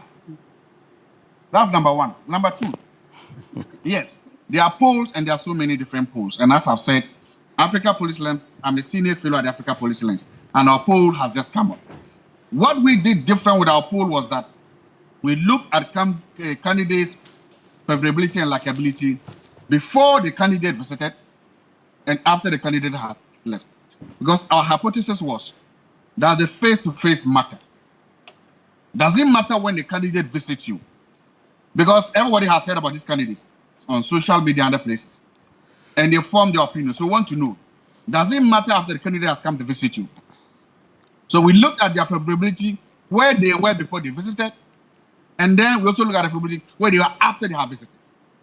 And when we did that, almost all the candidates appreciated. The only candidate that did not appreciate was Kennedy Agyapong. He was the only one people loved when they saw him on TV, on radio, but they didn't return the feeling when they met him in person and they received his message in person. So that was kind of the new thing we did in this poll. As you can see, so many polls have been released. Africa Policy Lens, Global Info Analytics, Colonel Adina Stefan, and all these things. I also did something the last time I put it on my social media platform. You can take the average of all the polls to account for validity, reliability, and triangulation. You can do that. And then if you take the average of all the polls, that means you said, I don't trust this poll, I don't trust that poll, I don't trust that poll. Okay, put all of them together, you take an average of that. You will still see that if you do that, the average comes down to around 63% for His Excellency Dr. Mahmoud Bawumia. So that is if you just want to account for almost all the errors in all the polls. That still puts him in a commanding lead. So that is what we did. And if you look at that, you will see that we have done that. Thirdly, there's one thing. I'm happy that in this particular case, with the polls projecting Bawumia to win, the NDC is mourning and crying more than the bereaved family. I don't understand. So invested in this that Dr. Zato, I don't understand. Who is mourning? And for me, it's the NDC is mourning more than the bereaved family. Why? This is what I mean. Okay. Every time you have the same in this. First, it was Felix Owusu Kwachi. Then it was what's the name? Dashi Tanko himself. Then it was the director of legal affairs or something like. It was the deputy minister, all saying that the NPP is better off electing somebody other than Dr. Bawumia. So you want to sit down and deeply ask yourself, why is this NDC so vested and worried and interested in whom the NPP elects? And why do you think the NPP will suggest that you elect somebody that is stronger for their candidate? If you read between the lines, you then begin to understand the panic within the NDC war room. If you then begin to then understand that they have a vested interest in getting a weaker candidate. But look, elections are one of the polling stations, and I strongly believe that the Ghanaians decide who leads them. It's okay that in their honeymoon, the NDC is Rashid is talking the way he's talking. But I want to believe that. I believe the polls. You mentioned something too about prophets. Yes, I am not going to say that God doesn't exist or the way God doesn't work. I'm simply saying that I believe the polls. If I'm in this particular case, if I'm supposed to choose between faith, belief, or the polls, I believe the polls. And all these polls cannot all be wrong all the time. Global Info Analytics has been consistent. APL has been consistent. TAS has been consistent. Almost all this is. There's something too I want to say at least to students of methodology. I call what's called a reputable poll. One, a reputable poll is a poll organized by an organization. Polls are very expensive. So individuals, I believe, do not have the capacity to just go out and do that. Polls need a lot of money, a lot of resources. So I trust polls by organizations. Those are what I call reputable organizations. So I would trust Africa Policy Lens as an organization. And yes, I am a senior fellow there. If you want, go to Africa Policy Lens, go to our website and look at the profile of all the people there.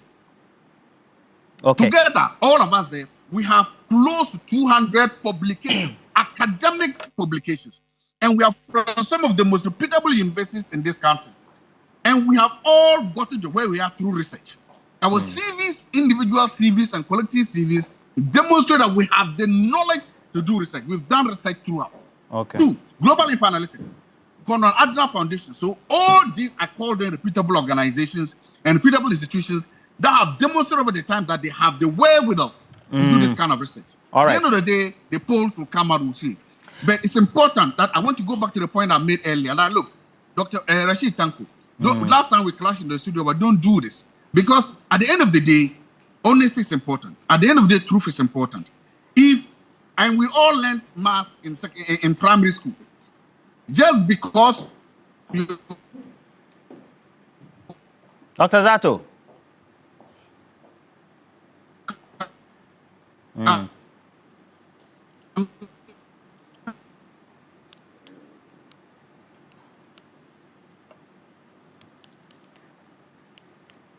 Dr. Zato. Okay. What do you make of it? Because I go to that. Okay. When his network comes back, I'll go to him for him to conclude. But okay, Dr. Zato, are you back? Dr. Zato? Yes, I'm back. Okay, so I'm at the Africa Policy Lens. Our people. I can hear you. Our yes, people. I can hear you. I'm on the African Policy Lens. Our people page. I see Dr. George Domfe, Professor Bwedi, Dr. Budu. I also see Dr. Yerakwa. I see yourself, of course, Dr. Bano, and all of you are Baumia people. So how do you think that the outcome of your research of your institute? I mean, not to prejudice whatever it is you're doing. Roland, and then, please let me finish. Please let me finish. Roland, let me finish, Dr. Zato. Even virtually, you are still fighting me. Let me finish, please. Let me finish. So, how do you think that when it is perceived by the other camp that you are more aligned to the DMB camp, your research outcome, irrespective of how academically it's been produced, will rub off them, whether positively or negatively, or feed into the perception? Thank you very much. I teach students in my class. I teach research methods. There are NDC students in my class. I teach them. There are NDC students teaching my class. That what the research you've seen there is our academic work. It's what we do as academics. So I don't go to my class and say that because I'm an MPP, I will teach this, or because I'm in this, I will teach this. We do that. There's a place we don't cross the line when it comes to our professional work. So that is the fact. Secondly, as I said, whilst your people are there, they should look at our CVs and look at our publications. That means that we are capable of conducting independent research. That's why we publish the research there. We've demonstrated, in fact, all the people you've mentioned there. Dr. Budu is a dean of law.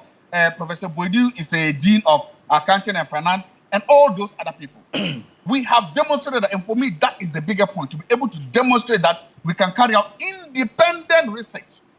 So, despite whatever you do, I go into the classroom and I do my academic work. Dr. Bodu, Ayerakwa does the world do that. So, it's not up to me for you to either agree or not agree to the research we've done. We have done that, gone by all the ethics and professionalism of research we publish. And as I've said, every research, you can always look at what they've done, and you can have a thing or two to say about it. But then the question becomes, that is why we put our names out there publicly. That is why we put our CVs outside there. That is why we are not hiding behind anything. We said that this is our research. We are academics, we are intellectuals, this is what we do. Whether you believe or not, it's up to you, but we have done that and we publish the research. Okay. So I asked the question not about me believing. I believe you. I'm talking about the comments and then the perception that the other camp hold, particularly the Get Connected camp, that's the Kennedy-Japan camp, that because the sum of you seem to be closer to the DMB camp, even though you did good work, don't you think that perhaps also fuels the perception that they hold? Thank you. No, as I said, I respect their perceptions and I respect what they are doing. But at the end of the day, you can look at data and then you can look at perceptions. We didn't do this for any camp. We didn't do this either to make them happy or to make them angry. We published a research. By the grace of God, by the close of this Saturday, we can then take the results and then we can begin to say, okay, how did we do? How didn't we do? But so long as you cannot say our methodology was false, so long as you cannot say our sampling was wrong, so long as you cannot say the men and women there do not have the capacity to do this research, then once we've ticked all these boxes, we've done our job and we've done it very well. Okay. Now, there's one more. You've been listening to the messaging. And since this whole campaign started, there's Abronyo on one side who, of course, says that he's not part of the campaign team of DMB, but of course, it's a regional chair. And then the messaging that has been coming from the Ken camp as well, for example, called DMB a liar. And there's been a concern that has been raised. He, after signing the pact, he's even gone on a campaign platform, that's Kennedy-Japan himself, to say that the doctors or the holders of PhD didn't read the pact content, etc., and all that. What do you think about the messaging, for which we've had varied reactions to? Thank you very much. Again, everybody who has ever watched primaries will understand that primaries can be very bruising. Primaries can be very difficult and challenges. Every political party is at its most vulnerable stage when they are doing a primary. We've established that. It's true. And sometimes when you are the other opponent, you should fetch water close to your beard when you see your opponent in a primary and it's getting ugly. So yes, has it gotten ugly? Yes. Is it likely going to get very ugly? Yes, it will. I'm not surprised about that. But you, especially usually at the closing end of a campaign, there are two things you see. You can see people campaigning out of fear or anger and desperation. And you can see it in their message. Okay. You can also see people's closing statement being about strength, about unity and projecting unity. That is about winning. So I can so what I can advise everybody is that watch the body language and watch the message. If there's somebody there advocating positive message, positive camera energy and stamina, talking about the good things and this is probably that person is doing that because that person knows he's winning. If there's somebody there that has degenerated into name calling, being very vindictive, very insulting, disrespectful, it's probably because the person too has read the writing on the wall and knows that he's losing. And so the person is trying to what? Just literally bomb the whole house. The person is trying to sing the whole boot. So there are two different campaigns. So watch the very end. And that also shows you, and probably the weight of the polling is also showing on the candidates. Okay. Candidates that probably have seen the polling and they think that the polling is relatively good and better for them. Maybe there are those that are closing strongly on a positive note, talking about their experience, their CV, and demonstrating a lot of what? Emotional maturity. And then probably candidates that feel that the polls are demonstrating that they will lose and lose heavily. There are those that are showing this lack of emotional maturity. There are those that are degenerating into vulgar and insulting messaging. So look at the messaging, look at the body language. It will tell you a lot about where the polls is. All right. When you are virtual, you talk differently. And I love the way you are. I'm not saying we want to keep you virtual, because when you're in studio, I love it better. but we're here because after the election, there was the Okwe committee that was set up. The reports had been submitted to the leadership of the party, but subsequently, there had been concerns that had been raised. A lot of commentary. We have Eugene Boachenchi, a number of individuals who had raised concerns, Ejakon, we have Atta Kennedy and the rest, okay? The perception that had been created was that DMB has a stranglehold on the party because they still don't have the regular or normal way of trying to reassert yourself after a huge loss. So we've had the top-bottom approach, which has been criticized extensively by outsiders. Now we've come to the point where the messaging seems to have incurred a lot of wrath among all the individuals who are contesting, to the point that even the last time when they were signing the pact, you could see the demeanor, confirmed later by aides of Dr. Mahmoud Bawumia of himself when he was signing. What do you think has been wrong so far from that time when they lost the election, which has culminated into all the things that have been observed to today? So, Roland, everything has been wrong. And growing up, there was a program on TV that was called Journey to the West. Also, I don't know, Shefu and Wukong. Yeah, I think this Journey to the West, that's a Chinese. Yes, these people have embarked on what I call Journey to Abyss. The party will never be the same after Saturday because it's an own goal. First of all, immediately election 2024 was over. 14th of December, they set up a committee in the Ashanti region. That committee was chaired by Chairman Zabusu. Remember, Chairman Zabusu is a leading member of the Bawumia campaign, Bawumia elected campaign. The whole idea was to create an impression in the minds of the people that the defeat had nothing to do with the one that led them in the last election, that's Dr. Mahmoud Bawumia. So the outcome of that report was that, yes, they attributed the defeat to the loose talks of Kennedy Japan. Nothing was attributed to the vice president.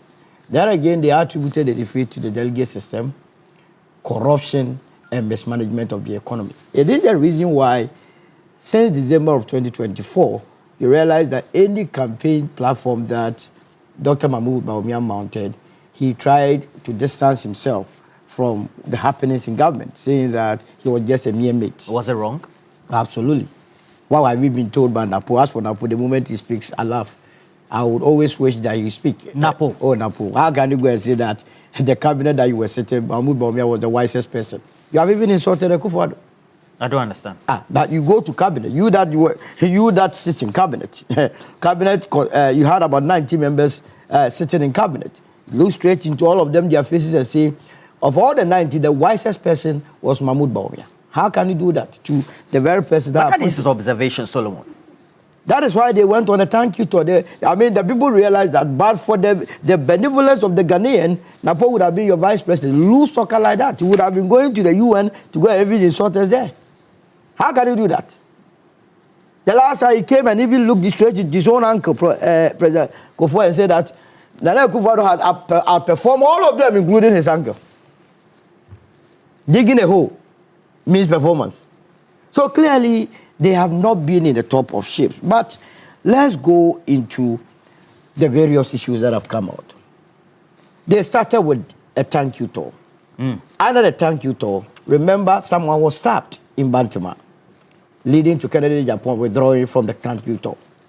It was within the thank you tour that the national chairman, someone who had contested for this position for that long, Stephen Ayesu's team, decided to withdraw from it, and since then resigned. Now we don't even know his whereabouts. So as we speak, the NPP has no substantive national chairman. Now fast forward, what have they been telling us? We have already discussed issues of sins. Kennedy Japan's 10 sins, Bawumia's 16 sins, was it Brian's 10 sins, Educhum's 10 sins. I think it's Kennedy Japan that they are yet to find about 3 or 4 sins. But even with them, they have found some 1 or 2 sins with him. Kwabena Japan. Kwabena Japan. They say he's a lazy man. That's what they have told him. That's his sin. So clearly, they themselves have told us that all of them have sinned, and that on Saturday they will be giving us what we call the Holy Sinner for the people of this country to deal with. Oh, you are going to give us Holy Sinner on Saturday. Oh, Solomon. Now, fast forward. You come to the messaging. What have they been telling us? You go to Dr. Mahmoud Bawumia, that we are made to believe that he is the wisest person on earth. In fact, amongst the MPP, he is the wisest person. What has been his campaign message? The major message that he has given to the MPP delegates is that, given the opportunity, he will send them to Israel to go and pray. He didn't say that. Oh! He said he will sponsor Christians, like the way when it comes to Muslim pilgrims to Mecca, they are also subsidized. That's what he said. How different is what I said from what you are saying? Well, the man says that that's you and I, my decoding of our tax revenue, the tax that you are paying, and I will be paying, should, in an unlikely event, he becomes the president of this land, he will use it to sponsor. Now, what is wrong? We do that for Muslims. What are we talking about? Subsidize I give you my marginally. That's the more reason why Ghanaians might not even make the mistake of thinking about him, giving him 10% in the next elections. Because this Saturday election is being rigged for him. He's going to win anyway. There is nothing scientific. I heard my brother Zato talk about scientific polls. Last year, didn't I expose the Africa policy lens to you? Last year, when Zato himself was denied that he was a member of the Africa policy lens. Today, Frosli is telling you that he is a senior fellow of the Africa policy lens. I told you they turn out fake There's Dr. polls. Frank Bano. All of them are Bawumia. Dr. Yadom. The last time, let me tell you, the last time I came here and did analysis Professor Bwedi. Professor Bwedi, I know him very well. He's a Bawumia loyalist. I spoke about Dr. Donfe. He called me, insulted, you are stupid, you are a fool. I told him that you are not mad enough. What is this? When you expose them, then they come back and insult you and send you text message on top of it that you are this, you are that. We are talking about serious matters. What is scientific about what Zato did this morning? That the they did the poll and the academics. Did you listen to him? Repute. Did you listen to him? He said the basis for the establishment of Bawumia as the leading candidate is that they look at when you visit a candidate. I mean, the basis of their poll is that you must just go and visit the delegates, and that's all. You get their vote. No. That's what he said. It's one of many of the indicators. That's the main. No, you have his turn to respond. No, that's the thrust of his argument. That because Dr. Mahmoud Bawumia visited the delegate, that is all that the delegates needed. The delegates do not care about the economic circumstances, do not care about what you intend to do for them. I mean, beyond sending people to Israel. The next thing that Dr. Mahmoud Bawumia has said is that given the opportunity, he would employ 10 people per constituency. But he's thinking about the party, Solomon. Also. So every constituency has 10 people. Is that the way someone that must be thinking talking aloud? about party loyalists. How can you? Because you see, the point is that when you are voted for as a president, you don't serve only the interests of your party members. In any case, if you were to go to take 276 constituencies, do we have only 10 members of the party in each of the constituency? And what criteria? Instead of thinking about big policies and programs that will serve the interests of the public, you are rather thinking inwardly and saying that I will employ 10 people. And what would it do? But it's an internal election. What is what? The reason why we are discussing this matter falls under Article 55 of our Constitution. The NPP is a public institution that must be subjected to scrutiny. Because if we make mistakes and they come to power, you and I will be paying our tax revenue to them to manage it and manage it well. So that is the next, campaign message that he has given to the people, that he's going to employ 10 people per constituency. The next thing I heard from him is that he's going to build toilets. The last time he promised, he has bought the toilet again. No. Go to Abu Blushi. The one he promised, he has not because that. as part of his messaging, he said that, and argues, that the gold board policy, it's the foundation, it's his gold for oil policy, and then also the purchase program. That is why you must not even listen to him. The last time I told you that the gold for oil, the last Bank of Ghana financial statement told you that they lost 1.82 billion through the gold for oil. A steady policy, it was for chop, it was corruption, personified, and I don't even know why this government, I've heard the Bank of Ghana say that they are conducting forensic audit into that matter. And I can tell you that the levels of expose that will come out if they are going to do a meticulous job, it will blow your mind. And you will begin to chase those that have been championing the gold for oil. You take all the indicators. Yes. So, El Bernard, Africa Policy Lens, Global Info Analytics, highly reputable, even acknowledged by Zato himself.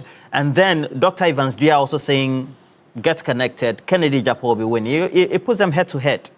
And that means that an outcome could go either way, even though you make a claim that the DMB camp will be winning.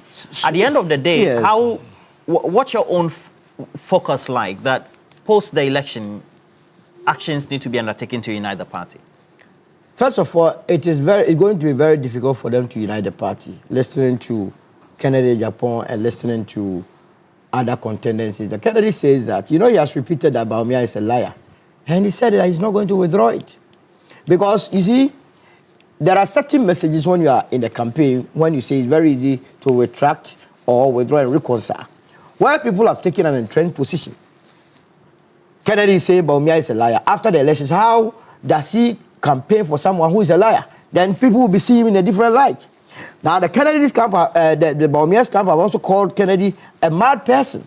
How do you then present a mad person and then the rest will come together? Now, they have called him a mad person. I've heard Koka and the rest. You understand? So the point is that these people referring to themselves as mad, as a liar, I have heard Kennedy refer to Bawumia as autistic. How do you then present an autistic person to us? You understand? So it's a matter that where they have gotten to, it will be very, very difficult for them to reconcile after these elections. And that's why I don't envy them. Look, their polls, their prophecies, if you take Africa Lens, if you take, info analytics, if you take Bernard, they are all they are all in the same shoe like Ebonoa. I mean, it's just prediction, not based on any scientific. Noah's Ark. No, but he also predicted that he got himself into that police. So after this, if he doesn't come in, should we go and run all of these people up and say that you also deceive the people? Ebonoa. So the truth of the matter is that they have not done anything scientific. First of all, who is sponsoring all these people? Polls do not come cheap. I don't understand. Who is sponsoring info? Global Info, who is sponsoring the Africa Policy Lens to come out. It's a company. It's a company sponsored by who? Somebody must be sponsoring. And whose interests are they serving? Chadra, call Evangelia and then also Global Info Analysis. Let us find out who is sponsoring them. Okay, points made. Rashid, at the end of the day, you are watching on the sidelines. And it's important that you observe keenly. I mean, Kennedy Japan, DMB, as the predictions are, of course, Zato and Global Info Analytics and some other polls say DMB will win. Dr. Evans Dria says Kennedy Japan will win. Formidable candidate for you. headache? Well, like I stated initially, we already know the outcome of the 31st elections. So as a political party, we are not perturbed at all, because we know each of them. We know the strength of each of them. In any case, they are not even winning. So the person that they brought for the 2024 is the one they are bringing back again. That's your target is DMB. Of course, okay. I'm saying that. So what if DMB doesn't win and then Ken wins? So you have no strategy for... The thing is straightforward. I've been in this game for a very long time. In my experience in this game, I don't need to be in classroom to tell you about this experience that I've gathered over the years. I've been an election officer since 1996 for the party. So I've gone through the mill in this business, okay, for all this while. And I can tell you clearly, and that is why when I'm making my projection, when I'm speaking about election, I'm confident about certain things. I know what I'm talking about. I can tell you this process is properly designed for DMB. I don't expect any surprises. No, at all. In any case, should there be any surprise, that surprise will only lead them maybe to a second round. Of course, the DMB will still win. Because looking at the area of people, it appears about two other candidates in there are just a proxy or Ponzi candidate for DMB. They are in there. If you look at their posting, their outlook and other thing, it's just DMB line. There are five. There are five, but there are two of them. So you take two out. I'll take the two rest out. Of the three. The rest of the three are just one-sided. They are puppets. I say they are just one-sided. Of DMB, so to speak, yes, in quotes. It's a well-orchestrated plan. You will even see what they are doing, their output, and then their attack is rather on one of the candidates. If you look at two of them, they are seriously attacking one candidate. They are not even talking of DMB. So we have two leading candidates. Yes. And the rest three, at least two of those three, they are attacking one of the two. One of the two. It's very clear there. Is it a riddle? That's why I'm saying that there's a Ponzi game being played out there. It's a strategy. You see, when you are going into this business, it's just like the 2024. You saw some political parties contesting. They were being sponsored by the ruling government then. They brought them there. We go to an IPAC meeting and you see them, anytime they are singing, the chorus come from them. So it's a plan. We do have all these things, where you sponsor some Ponzi people to come and be singing your song and pretend that they are also political parties. It's just this thing they are doing. Two of them is Baumia people. And they are seriously watching, assuming, because, you know, the last time he was just on the touchline. And with this 38.2%, they are not sure whether he can still make it over the 50% that they are looking at. So should that thing happen, then the two of them will quickly declare and that, in that case, we are supporting Baumia. Are you getting that? That will force the other person, who is also independent of himself, to now look at the two, where he can do a political marketing. That is what they are doing. And so it's a clear strategy that has been played out there. But we, as a political party, NDC, we are watching on the touchline. We are watching closely. In fact, I was telling Dr. Zato, my good brother, that they should, and then one of the committee members, that we want, if they can give us accreditation as monitors or observers. The NDC? Yes, of course. Why not? You want to go and observe for the... Yes, because we don't trust what these people are going to do. You need to observe and tell Ghanaians the truth. Because you know that one of them says... The candidates have observers. We have the Electoral Commission managing the polls for them. But you only have observers, independent observers. Anytime we are doing, they are accredited, is that not true? We are public institution or agency, of course, organization, and we want to observe, okay, the processes. Because we've heard one of them saying that he's going to set up anti-rigging squad. One of the candidates. Anti-rigging squad? Yes. Who said that? It's Kennedy Japan.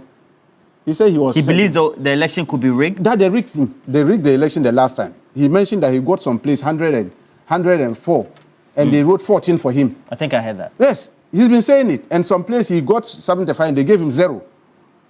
So he doesn't trust these people. And that is why he was saying when they brought the document for him to sign, he indicated he wasn't signing because they expunged some clause. And they were forcing when anything happened, they should accept the results. How can I accept such a result, anything that happened there? And the perception by the DMB camp, and then those who are the larger number of MPP supporters, that the NDC seem to be supporting Kennedy. And so the refrain is, if the NDC maybe social media commentators and then public commentators seem to be going towards Kenny Japan, it means that DMB is the person. The question is, have they gone to play the tapes of Kennedy Japan attacking NDC and this leadership? They should go and play the videos. If we are going to support somebody, it's not going to be Kennedy Japan. Look at it. He didn't even mince words in attacking His Excellency John Dramani Mahama. He said a lot of things. That he burn his house and burn his house and our national chairman and all that. He has been saying all these things. And when he was saying, they were clapping for him. I don't understand. The NPP guys, all those people, they were clapping and enjoying his expressions. When he was attacking judges and all that, they were happy with him. And so when has he become the darling boy of NDC? We are saying that this political party, NPP, they have planned the thing, cooked the thing. And you see, the internal democratic credentials of each of the parties, it's important that we must question what is going on there. It's very important. Because like my good brother Solomon said, should they get into office, are we not going to pay our taxes to them? They managed our taxes for 8 years, wasted everybody's time and all that. And now they are struggling. You see, instead of them to do soul searching, they are angry for power. Why are they angry? Should be questioning that thing. Why are they so desperate to come back just after losing the election and getting 38.2? They are struggling to come back. My good brother said I shouldn't say 38.2. I don't know why he has issues with me. Dr. Zato is always he said I should have it. The accepted result that's been gazetted. No, but when we lost in 2016, another thing, they came out and they were all over this. They've beaten NDC over 1 million votes. Did they beat NDC over 1 million votes? What are they talking about? We know that we collated the results. And our results is very clear. We have our results. We have, look, MPP tell them they should bring their own results and we see. They don't have. In 2020, we had our own results. By 10 p.m. that night, we had finished them. And our results was reading 38.2. It was very clear. And that's why Dr. Baumuya had to quickly run and accepted the result, because he knew that if they were to come out with their own results, it would even be worse. And so for that one, that is what we have. We collated our results, we had our results, and then our results pointed to 38.2%. And it's very clear, the records are there. Until the 9 other constituency came in, and then up to now, they are still struggling to put out these things. So, Dr. Zato, I am not cooking figures for you. That is what we have. And that is what our database is telling us. Dr. Zato, are you on stream? Dr. Zato? Okay. So we'll try and call Dr. Evans Dria. He did the polls predicting that we're going to have the polls going the way of I think the one at number 1, right? And all that. Kennedy, yeah. So at the end of the day, it also means that for you, the United Party, you need to get your act together. We are more than getting our acts together. Let me say that ever since they started their process, the number of people that are registering at our website, and for the benefit of your viewers, our website continues to remain www.unitedpartyghana.org. I can tell you that a lot of them have started joining us, that they know it is not going anywhere. This is only a fiction. For real? For real. I would never lie for any reason. They know that what they are doing is not going to get to anywhere. They know the party has not learned anything from it. It is only a process to rubber stamp Dr. Mahmoud Bawumia on Saturday, impose on them for their own personal parochial interest. Either than that, how can you go into an election and lose heftily like that? No proper research, no reorganization. All you care about is to bring a flag bearer. Now, when you bring the flag bearer, for the next 3 years, what is the flag bearer going to do? What is he going to do? That he's going to go around and campaign that when I was in power, the cedi to the dollar was, 17 cedi, and now it's 10 cedi, so I was better off. Is that what you want to subject your flag bearer to? That you let your flag bearer be going around and say that when I was the head of economic management team and the vice president, a liter of diesel was being sold for 23 cedis, and now it's being sold for 9 cedi, and so my government was better off.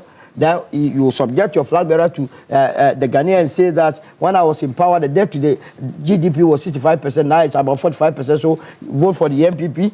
That you go back to Ghanaians and tell them that, oh, when we were in power, we dug that big hole that brought in economic emancipation. So vote for me, vote for the New Patriotic Party, that when he goes around, he will be confronted with the issues of corruption, and he will go and explain that, oh yes, it was a good idea that someone swindled the country 2.4 billion at the national service, someone led us to SMLD, someone led us into PDS, someone led us into the National Cathedral, and the former finance minister, happily so, has run away to the United States and is not coming back. Is that a campaign message? Is that what he's going to go around and be telling the people of this country? That's why the top-down approach, whichever you look at it, I heard Professor Michael Kwe yesterday with Beatrice defend the position. I think one of the problems of the day of the party is Professor Michael Kwe.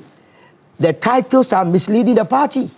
Titles? How can you... He's an experienced politician, academician, what experience? Reverend. What experience? Former Speaker of Parliament. Christ in me, that as a former speaker, as a former member of Parliament for Dome, he could not use that experience to back his own son to win a very safe seat. Dome Kwabenya, safe, they lost.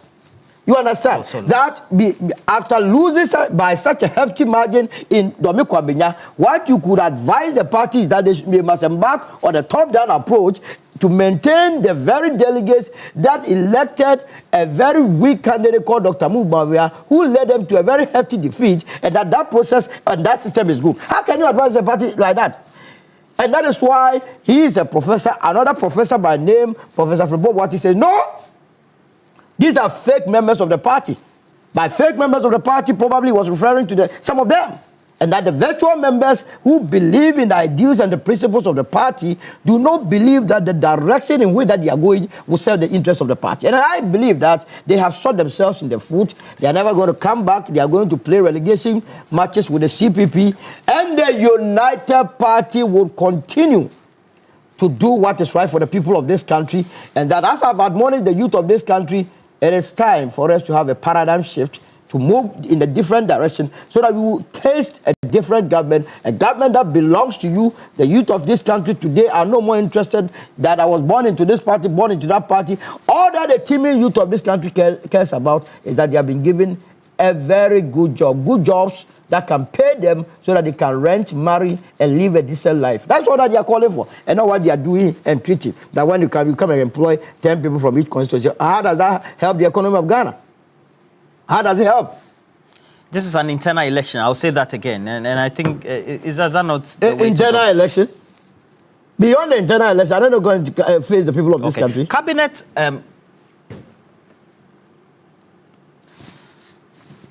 Rashid Tanko, please, Cabinet has approved revocation of state lands without process audits.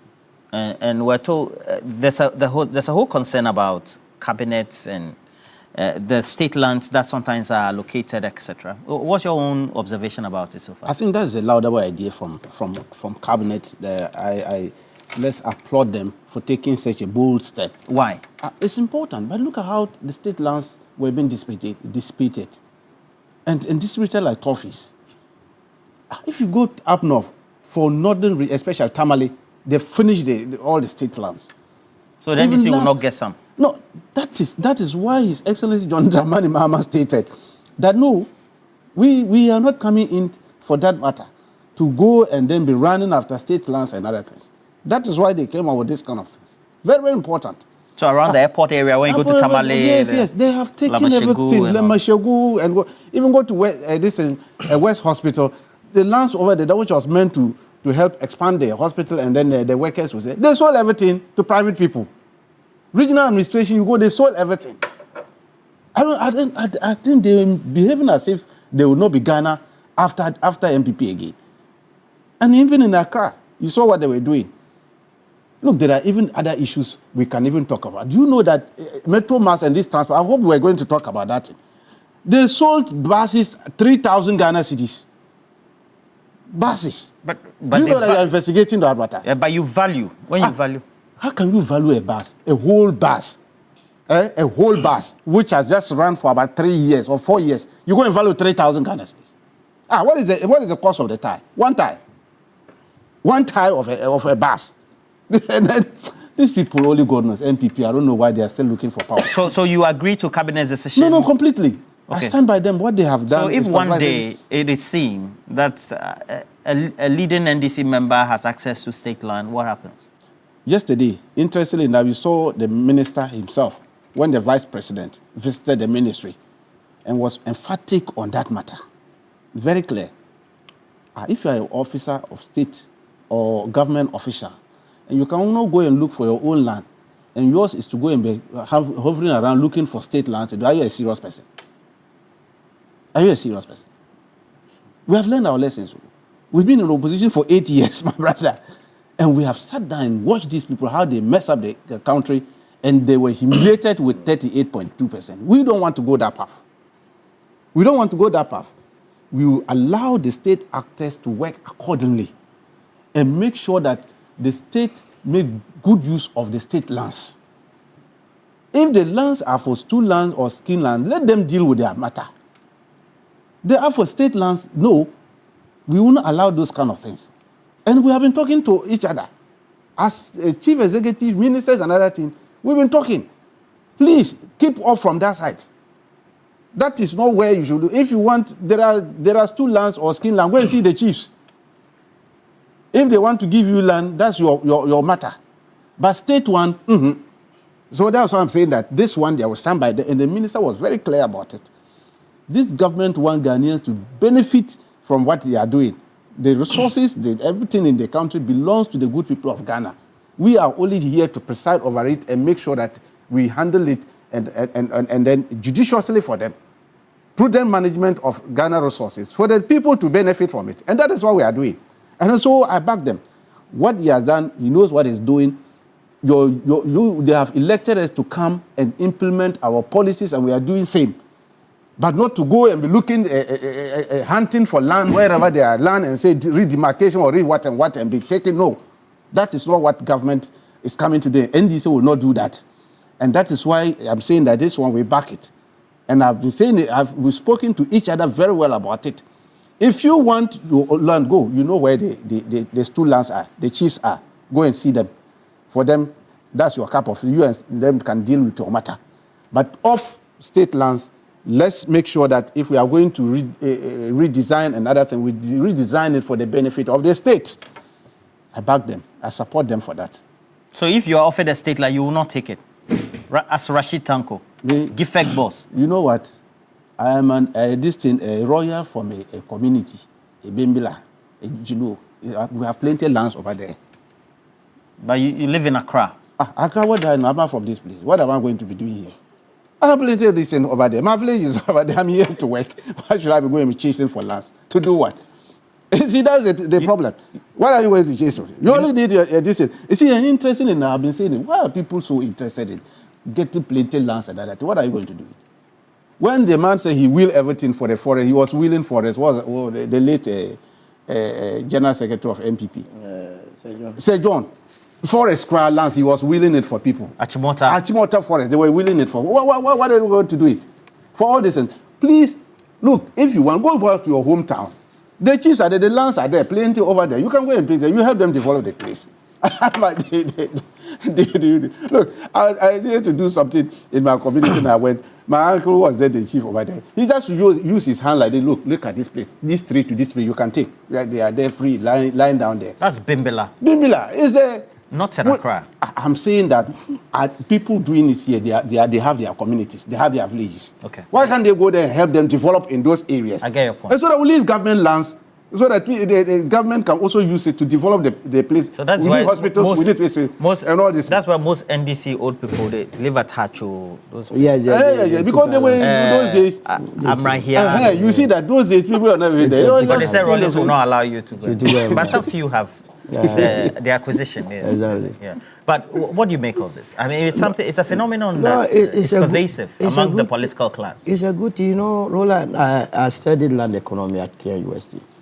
So you are a land economist. Yeah, I'm a land economist, and one of the. Is it by profession or by study? No, by profession. Yes, but one of the difficulties that I have in my life is how state actors, officials, are so greedy, and do not even appreciate why the state decided to acquire lands. If you look at when we promulgated the State Act Act in 1962, it tells you the foresight of those that were leading there, that the state needed lands to be putting up estates, quarters. Remember in those days when the teacher was transferred from one location to the other, it was not then that the teacher would be going around looking for an accommodation. And that by the time you get there, there was already an accommodation for you to go and occupy. A nurse will be posted. Before the nurse gets to the district, there is already accommodation, a doctor. Recently, you posted the statistics where doctors had been posted to various regions and then they were not going. One of the reasons why they were not going was the fact that when they went to their new locations, there were no enough accommodation for them to as it were, occupy. And one of the reasons is that lands that could have been used to develop government houses have been sold. Estates that were for government purposes have been sold. And I asked myself, where from this greed?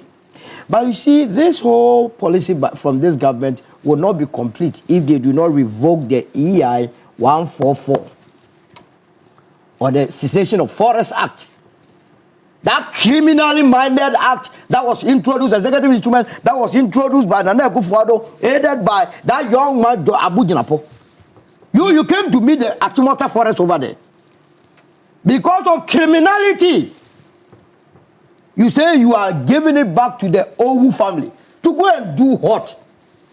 Remember, before any land is taken, the law mandates an adequate compensation to be paid. Compensation. So all these people have been adequately paid. When you hear government say that, oh, those lands that we took from the families, we never paid adequate compensation, it's a lie, it's a certain. At the time. They paid. They paid them. But what they do is that they will intentionally come and tell you that, oh, we love the Owu family so much, so we are giving it back to them.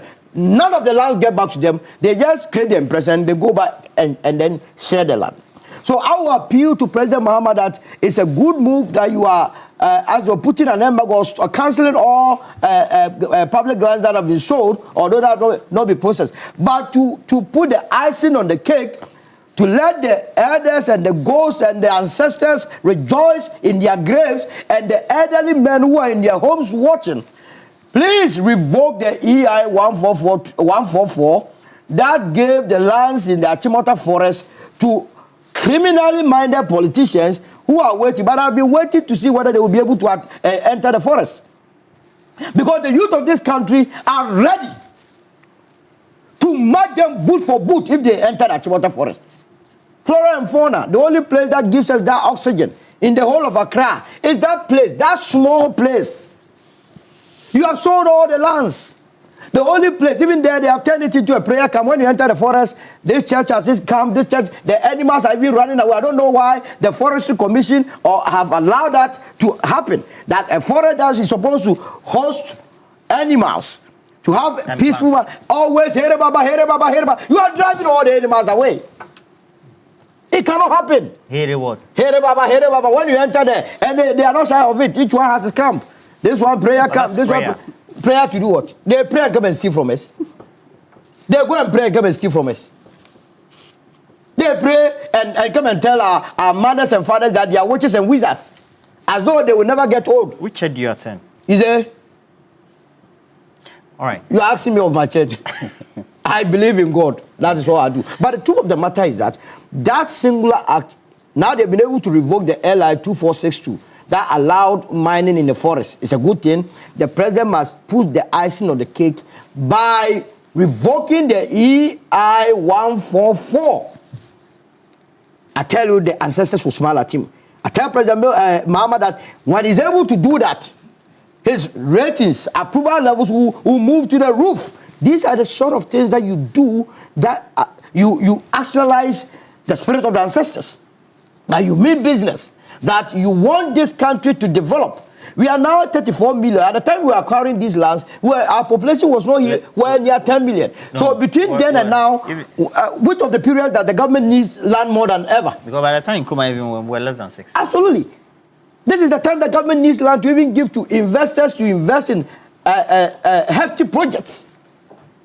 Individuals go and take, and then they use it, they build on it, and then charge the citizens dollars.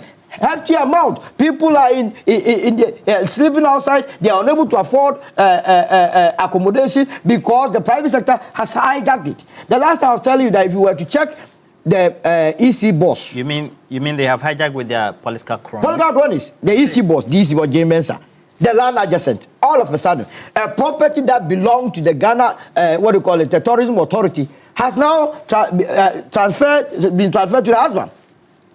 For what reason? The title? Title. Now that the husband is the owner of that property. Well, he's not here. So everything must be grabbed. It must be people. But if you went through due process, what due process? You were the electoral boss. All of a sudden, a property that belongs to the Ghana Tourism Authority. If you are giving a state land, you will not take. I don't believe in that. Okay. I don't believe in that. I believe that if it is a state land, it's for all of us. The state must put it to good use to benefit all of us. Go and see how much they have sold the lands to themselves. The former chief justice didn't she buy a whole land at Kantuma 7,000? But for Professor Mills, you know where the Foreign Affairs Ministry is now. They have sold it to former chief justice and go. Some were exchanging their land from Ablekuma for lands at airport. I'm a valuer. How can you do comparative analysis with a land at Ablekuma to that of airport and exchange it?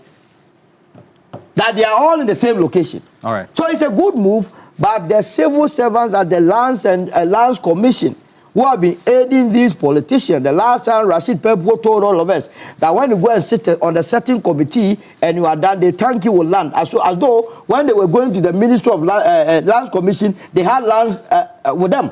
You cannot be dashing our lands. Let the land remain for the state and let's use it for our development. All right. Let me read a couple of comments. This one is coming from Delight. Says that tell Solomon that I really admire and wish to hug him. I want to hug. One of the man. And okay, so to buttress Solomon's claim on prayer at Achimota Forest, same is happening in KNUST Botanical Gardens. It looks like you have people who are joining your chorus. That's what is happening everywhere. Mana West, we are praying. It's terrible. Mana West. And that's coming from Nuku as well. And we have more comments coming through. All right, so Prince Derek AJ then sends me a whole one on cabinet approval of the retrieval of the state lands and its implications. Prince Nania York, watching us from the UK, says Baumia will win the upcoming election not because he truly deserves it or earned it on merit, but because the system has been deliberately arranged for him to take power now, only to be defeated in 2028 by whichever candidate the NDC fields. Meanwhile, the United Party must quietly position itself, likely staying low-key and strategic to capture seats from both the MPP and NDC, setting the stage for it to merge as a significant force in the 2032 elections. President Ayok, I didn't know you were a political scientist. And Ebo Bachman says the primary is not about choosing who can lead the party to victory in 2028. It is a battle over who controls the soul and direction of the party in opposition. Deep down, they all know that winning 2028 election is an impossible mission. And Lord Kofi Teman says the leadership of the MPP from day one has been structured and rigged for Dr. Mahmoud Baumia. So there's nothing scientific about all the polls, including Dr. Zato's. Hey, all of you. And okay, so we have a couple more messages coming through. Let me just also go to our stream and then also read the messages from there. So I have a couple more. This one is coming from Kwabna Into. I see your message. Kwabna Into. Good morning to you, Kwabna Into. I can't read that one. And so Yemole Yemo, and then a couple more also say, this one, Daniel. I love the name, Yemole Yemo. Yes, she's gone. She lives in the UK. Can you explain the meaning of Yemole Yemo? No, I don't know the meaning. It's a lovely name. It's a beautiful name. It's a beautiful name. Yes. Very beautiful name. Anytime I hear the name, I'm like, wow. Yemole Yemo. And then Yao Febri is on our stream. Why should the state revoke state land that have not been audited as cabinets have approved? We are very certain that every state land sold to an investor was sold on memorandum of understanding for a particular purpose and a price that was agreed upon by both parties. We do not want the government to retrieve state lands just because of political sentiment or the person or the entity is close to the MPP. All those state lands that have been acquired by people or entities should be directed to develop for the intended purposes, not the decision to collect because of a new government which is in power.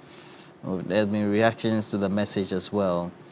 Joshua Darkon says, TV3 are with you because of Solo, so you people should honor him. Okay, the next time we'll bring a plaque. By close of the year, we'll bring a plaque and honor him. Plaque. And then Gerald says that if MPP elect Baumia, NDC should elect Apia Stadium to compete in. That's his, oh, please. Isaac Yiji says that if Alan had not left the MPP, Solo's talent in communication would have been buried. 100%. Solo, they say you are better than communicators. And then Yemo says, Roland, Yemole is a firstborn. Oh. Yemo girl. So firstborn. Oh, Yemo. So Yemole. Firstborn. Firstborn. Yemo. Firstborn. Martin Jan, I'm in the USA. Whenever it's morning, I look out for Solomon because I love him. We're grateful that you watch us from the USA. Everybody is on stream. When it's and then Kwesi Pano says that romantic Solomon. Oh. They say, what do you say that? And then Richard Nketia also says that they love you as well. But please, gentlemen, thank you very much for making the time to pass through. Dr. Zato too as well. But you know he's campaigning in Tumu. He's campaigning. You know that one of our correspondents was beaten by the... No. When I heard it, my name is Solomon. Yeah, it's called Solomon. We'll show you the pictures. Yes. No. We cannot tolerate that. It's so terrible. It's so terrible. I mean, it's despicable. When I saw the thing, I mean, we can't do this. It's very bad. And I think leadership is watching it closely, and then they will be dealt with seriously. I mean, this government is a government that will make sure that we allow the media to flourish, to perform their work unheeded. I mean, it's terrible. At this stage of our democracy, we shouldn't be having this kind of thing. Having the media being dealt with like this is not the best at all, completely. We completely condemn that, and I'm happy government is taking it up seriously on that matter. I mean, you shouldn't do this to them. Even if you think that the person is intruding and other thing, that's not the way to go. There are several ways to deal with them and other things. This is not the way at all. We shouldn't have this in our democratic culture at all. And I think something must be done about it. It's despicable. When I saw the thing, I was furious. I mean, you can't do this to somebody who is reporting. And interestingly enough, these are people who bring out information that we don't know. Yeah. That some of us far off from the scene will come and tell us what it is. And that will help in building the peace. Because if they don't bring out some of the issues over there, you won't get to know how to design the peace processes that we are looking for. And if you now subject them to this inhumane treatment, in fact, it's brutish. It should not be part of our life. It's unfortunate. I think this was carried out by the military, right? And that's part of the problem that we have. You know, the military's orientation, they are trained for combat. And so they are unable to deal with civilians when they come closer. That's why it is always advisable that the police leads. If the military will be introduced to do duties meant for the police, then they must have a unit that will begin to have that training just like the police. Because what you have done, to what benefit would it be to the armed forces and also society at large? Remember, they are being paid from our tax revenue. The military is becoming one too many. The posture with them as though they have the right to be beating people around. No, it's not good. They have a lot of good minds, brains there that they has to go through that orientation. The Ghana Journalists Association must take it up and deal with it. And also, there has to be a collaborative work between your Journalists Association and the military, because elsewhere, the military works closely with the journalists so that things that are for national security purposes, you don't even report. You hear U.S. When U.S. is going to bombard Iran, you check all their major news outlets. They all sing one song. That's from the national national security perspective. I don't think we have that system here, and that is where we must operating the standard operate exactly, so that we understand ourselves. So that when a journalist knows that here you are not supposed to say A, B, C, D, I don't think they will do otherwise.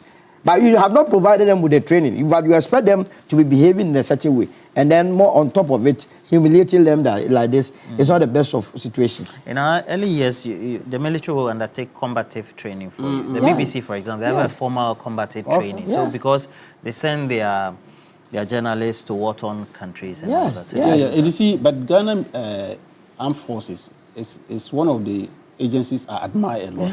I admire them, the discipline in it. Because you are giddy.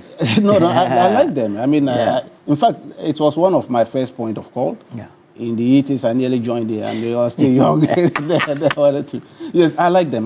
The discipline in it, the professionalism in the armed forces. Just some few of people who try to create this bad name for them, and I know they will stand up to it. Okay. And then they make sure that they continue to have that respect that we accord them. I love them a lot. I mean, when they are out there and they are doing their work, internationally they have gotten a lot of awards for bravery and all that, Ghana Armed Forces. And we continue to give them that respect. Well, we hope that we'll hear from the military, and then the Ghana General Association will be having a press conference today as well. They'll talk about this and a number of issues as well. And Mohammed Awal Osman says that he's also watching the wonderful show because of everybody, including Solo from Germany. Obrimpong Kaba says that he's never missed the Wednesday edition of the show as well. And then Ruben is watching from Bunkrugu.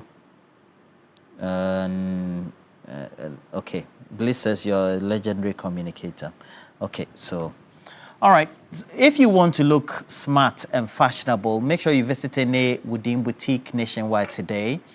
Woodin is offering an amazing collection of authentic African fabrics, all ready to wear, all coming in beautiful designs and colors for both men and women.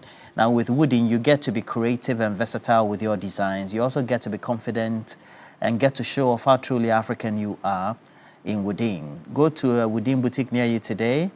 Get to choose from their variety of trendy products to complement your unique style. And make sure you follow them on social media.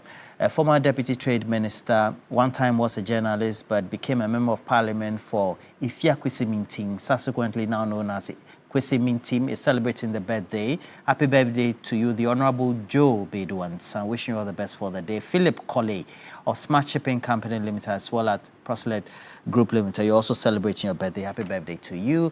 But if you're ready to scratch, win, and live your dreams, then it means that Review, Scratch, and Win is here to change your life. And this is what they're telling you. You just have to dial *850 *3#, and you get to win amazing prizes. And remember, this also is regulated by the National Lottery Authority. So again, dial *850 *3#, or you can also visit their site. That is scratchforwin.com to play now. They say it's easy to play. So all you need to do is to make sure that when you dial, you're going to get a prompt, and you can do that on all network. And then you select your preferred stake. And so they have a number of categories there. You also get to choose your lucky card out of 5 existing options. You confirm your selection, and then you get to enter your Momo pin. You receive the game result and wins instantly. It's easy, fun, and exciting. And so get ready to scratch, win, and then also get to live your best life with Review, Scratch for Win. Just from up to 1 million Ghana cedis, all up for grabs, just by dialing *850 *3#. That's a short code for you to play, okay? We're taking a break. We'll be right back.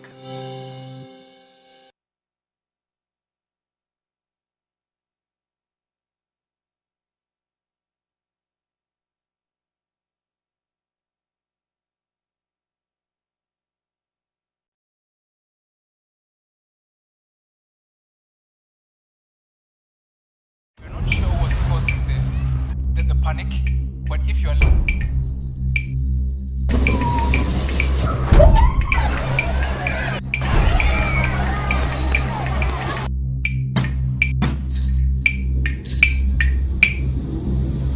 Masquerades are scary, but bills shouldn't scare you. Be one of 10,000 lucky winners when you deposit multiples of 400 Ghana cedis or take a loan in multiples of 4,000 Ghana cedis to win up to 1.5 million Ghana cedis in cash and prizes, 1-year insurance cover, and more. Tap into vibes in the EcoBank 5-Star Enjoyment Promo. Up to 15% discount when you use our cards and digital platforms. EcoBank, the Pan-African.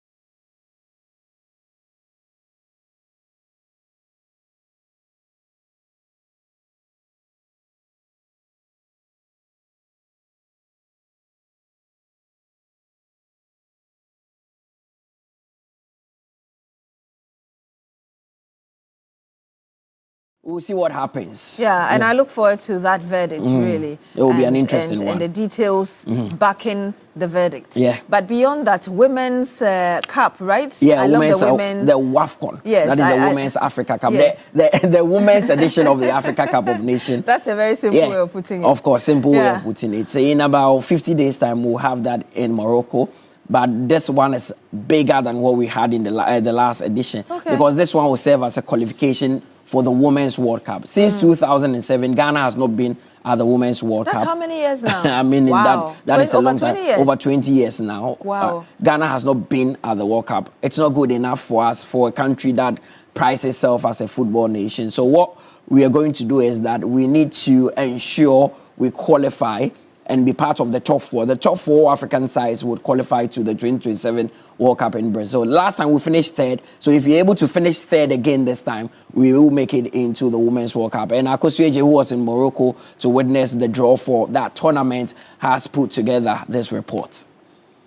Landmark 2026 edition will bring together 16 nations, among them host Morocco, reigning champions Nigeria, and strong contenders Zambia, South Africa, Ghana, Tanzania, Malawi, Algeria, Burkina Faso, Kenya, Cape Verde, Senegal, Cameroon, Ivory Coast, Mali, and Egypt. The teams will compete across the Moulay El Hassam Stadium, Al Medina Stadium, Labi Zauli Stadium, and Fez Stadium, all vying not only for the continental crown, but also for 4 coveted qualification spots at the 10th FIFA Women's World Cup set to take place in Brazil in 2027. Coach Kim Lasbiorkegrin and his squad, just 90 days after clinching their 4th Women's African Cup of Nations bronze medal in Morocco, set out on another mission, qualification for a pivotal continental tournament. Following a commanding performance against Egypt's Cleopatras, the Queens secured their place in yet another major competition. In March, the Black Queens of Ghana returns to Morocco, who are hosting the Women's African Cup of Nations for the 3rd consecutive time. This time, they do not go to Ujda or Berkane like they did in the 2024 edition. They will be hosted in Fez as they play against tournament debutants Cape Verde, Mali, and Cameroon at the 35,000 capacity seater stadium that is right behind me. This stadium was the home ground for the Super Eagles of Nigeria during the 2025 African Cup of Nations. The Black Queens will start off their journey here on the 18th of March, which is a Wednesday, against Cape Verde. They continue on 21st and then on the 24th. Coach Kim Lasbiorkegrin will be hoping that for the very first time in his coaching career, he makes it to a World Cup. The Black Queens will also be hoping that after missing out on several World Cups since 2007, they finally make themselves proud and make the nation also proud. It's going to be a tough group for sure. I watched the Cameroon squad the other day, and I was a little bit surprised in one way. There were so many like really good players in that squad. I knew a few about them of them before, but I also like found out like, oh, she's from Cameroon. I didn't know. So it's an amazing squad. We played against Mali in the previous WAFCON, a draw, so we know that they are a good team. About Cape Verde, I need to figure out a little bit more, but the most common is that when it comes new teams into a tournament like this, they are normally pretty good. So no, I'm looking forward to play against them. From the 17th of March to the 3rd of April, the journey to the World Cup 2027 will begin for the Black Queens, who have not been to the World Cup since 2007. One thing that the team will be hoping for is to make sure that this time around they make it to the continental showpiece here in Fez, where they will begin their journey. For 3 Sports, I am Akosia Eji. Indeed, I'm looking forward to a very good game for the women. I think that At least, if Yeah. you're looking at the performance last year, they've really finishing proven that. third with Yes. bronze. If they can replicate that, it's good Yeah. enough, because this one even comes with another prize Yeah. of qualifying for the World Cup, Yeah. which we've not done since 2007. It was Ajwa Bayo. Yeah. I mean, it's a long time ago. many years ago. Many yes. years. So we need to get back. Yeah, for me, the way they've played over the last months, I'm very confident. Yeah, that it gives they'll make us proud. that iota of hope that they can go and qualify. And the we are Black rooting Queens for don't them. disappoint. Yeah, I always say we are rooting they for don't them. disappoint. Definitely will be at 2027 Yes. Women's World Cup. Yeah. It's in Brazil, South America for the first time, so we Yeah. have to be there. Yeah, we have to be there. UEFA champions, what's happening? Yes, tonight they are completing the group phase. All 18 games will come off. We know that the likes of Chelsea, the likes of Barcelona will all be in action. Some teams need to win at all costs. Teams like Barcelona, for them to secure automatic qualification, they need to win. And we can go through the fixtures for match day 18 and also look at the standings as well. For the fixtures, we know that all games will be played today.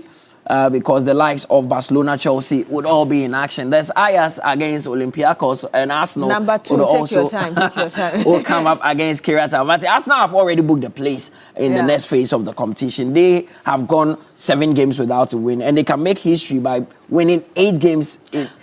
I mean, it will be wonderful achievement for them because Arsenal. But it's possible. Yeah, Again, it's possible. looking at how consistent we've been over the last with months. Kiryat Almaty and their status, I think that Arsenal will win. There's Athletic Bilbao against Sporting CP.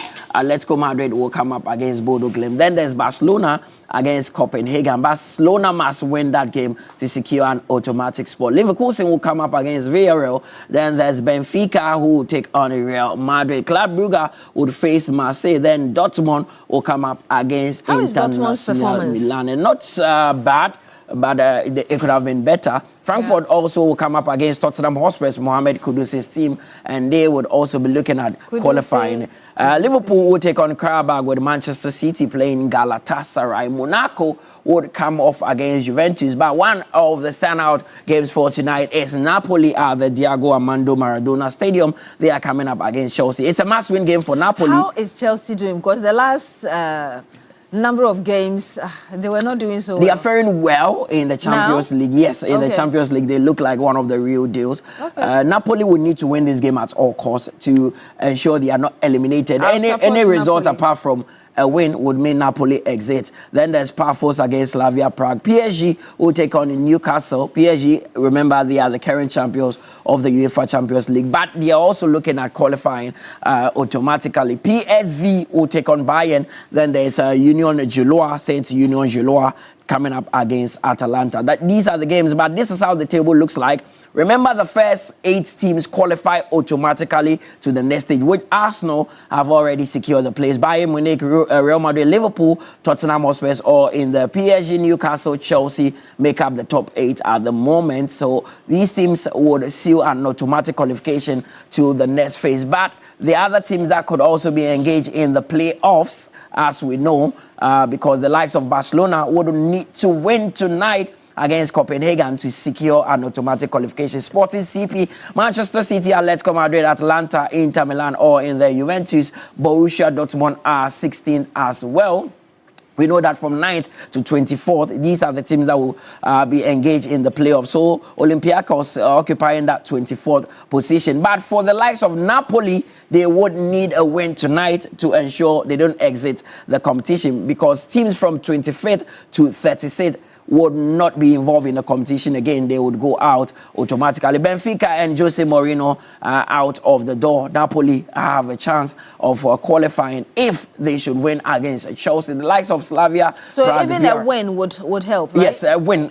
Just No one results. goal. No results apart from a win. Even if it's a 1-0 win, it would help them to qualify to the next stage. If not, they go out of the competition, because the likes of Kiryat are already have already exited the tournament. Yeah. The MTN FA Cup, yes, Kotoko is showing up. I wish they were playing Hearts, because the last Heart of Oak, unfortunately, unfortunately are out of the competition. But next 2 weeks, there's a big game in Kumasi. Kotoko will be playing Hearts in the Ghana Premier League. But the MTN FA Cup round of 16 draw came off yesterday. You know that Kotoko are the current champions, but they are not even going to have it easy in the round of 16. Guess what? they are playing one of the big boys in the Ghana Premier League, Aduana FC, at the Baba Yara Sports Stadium. So it's not going to be an easy game for Kotoko. But these are the fixtures for the round of 16 of the MTN FA Cup. Dreams will take on Inter Allies with True Life, who actually kicked out Heart of Folk coming up against Heart of Lions. 11 Wonders will play Atram Divise with Mediema also coming up against Take FC your time, Samatex. take your time, take your time. Asante Kotoko. That's what you want to hear. No, Samatex. Samatex. I don't know. I don't know How does why it look like? You are in love with Samatex. How does it look like? They are the Timber Giants. I mean, Mediama, does it look like we may beat them? I mean, it's a Western derby, and I mean, Western derbies are not predictable. Anything at all can happen. Okay. These teams can beat each other or anytime. Okay. This season, I've seen Samatex go to Mediama's home and gotten a draw there. They drew 1-1. So it's possible for them to go and win. But Mediama would always be a difficult side for any team to beat. Then Kotoko will play Aduana as well. Tichiman Liberty Youth will face Royal Tamale United. Then we have Nations FC taking on Swedro All Blacks. And Brekum Chelsea would face Tamale City. These games are expected to be played on the weekend of 6th to 9th February. You know, last week I was telling her that anytime Accra Hasofo gets scored, she just hides in her corner. And today we are talking about them being eliminated and she's not even here. There was this funny day that they had, I think Kotoko had lost earlier, and now they didn't know that Heart of Folk were playing. Just when now posted that phobia, then they conceded. Yeah, people were saying, have you checked the scoreline? Yes, and then she said she didn't have data. She didn't have data. Well, thank you very much, Welcome. Mutara Yakubu, for bringing us the latest in sports. Well, are you looking for a university that will prepare your child for the future? Then Academic City University is the best choice for you. At Academic City, we do not just teach, we nurture creators, innovators, and leaders who shape tomorrow's world. We offer undergraduate programs in engineering, computational sciences, business and communication arts, and our BSc in artificial intelligence and robotics engineering are the first and only one of its kind in sub-Saharan Africa. With world-class facilities and industry-experienced faculty, students do not just learn the latest technology, they actually create it. And for working professionals and young graduates, we've got you covered as well with our MSc programs in cybersecurity and data science analytics, as well as our professional certificate programs. Remember that at Academic City, our programs are practical, relevant, and future-focused. You can call us now on 026-269-3870 or visit acity.edu.gh for more information. Admissions are open now. Academic City, make your mark. You're still here on Newday on TV3. When we come back, we'll bring you some more. Do stay with us.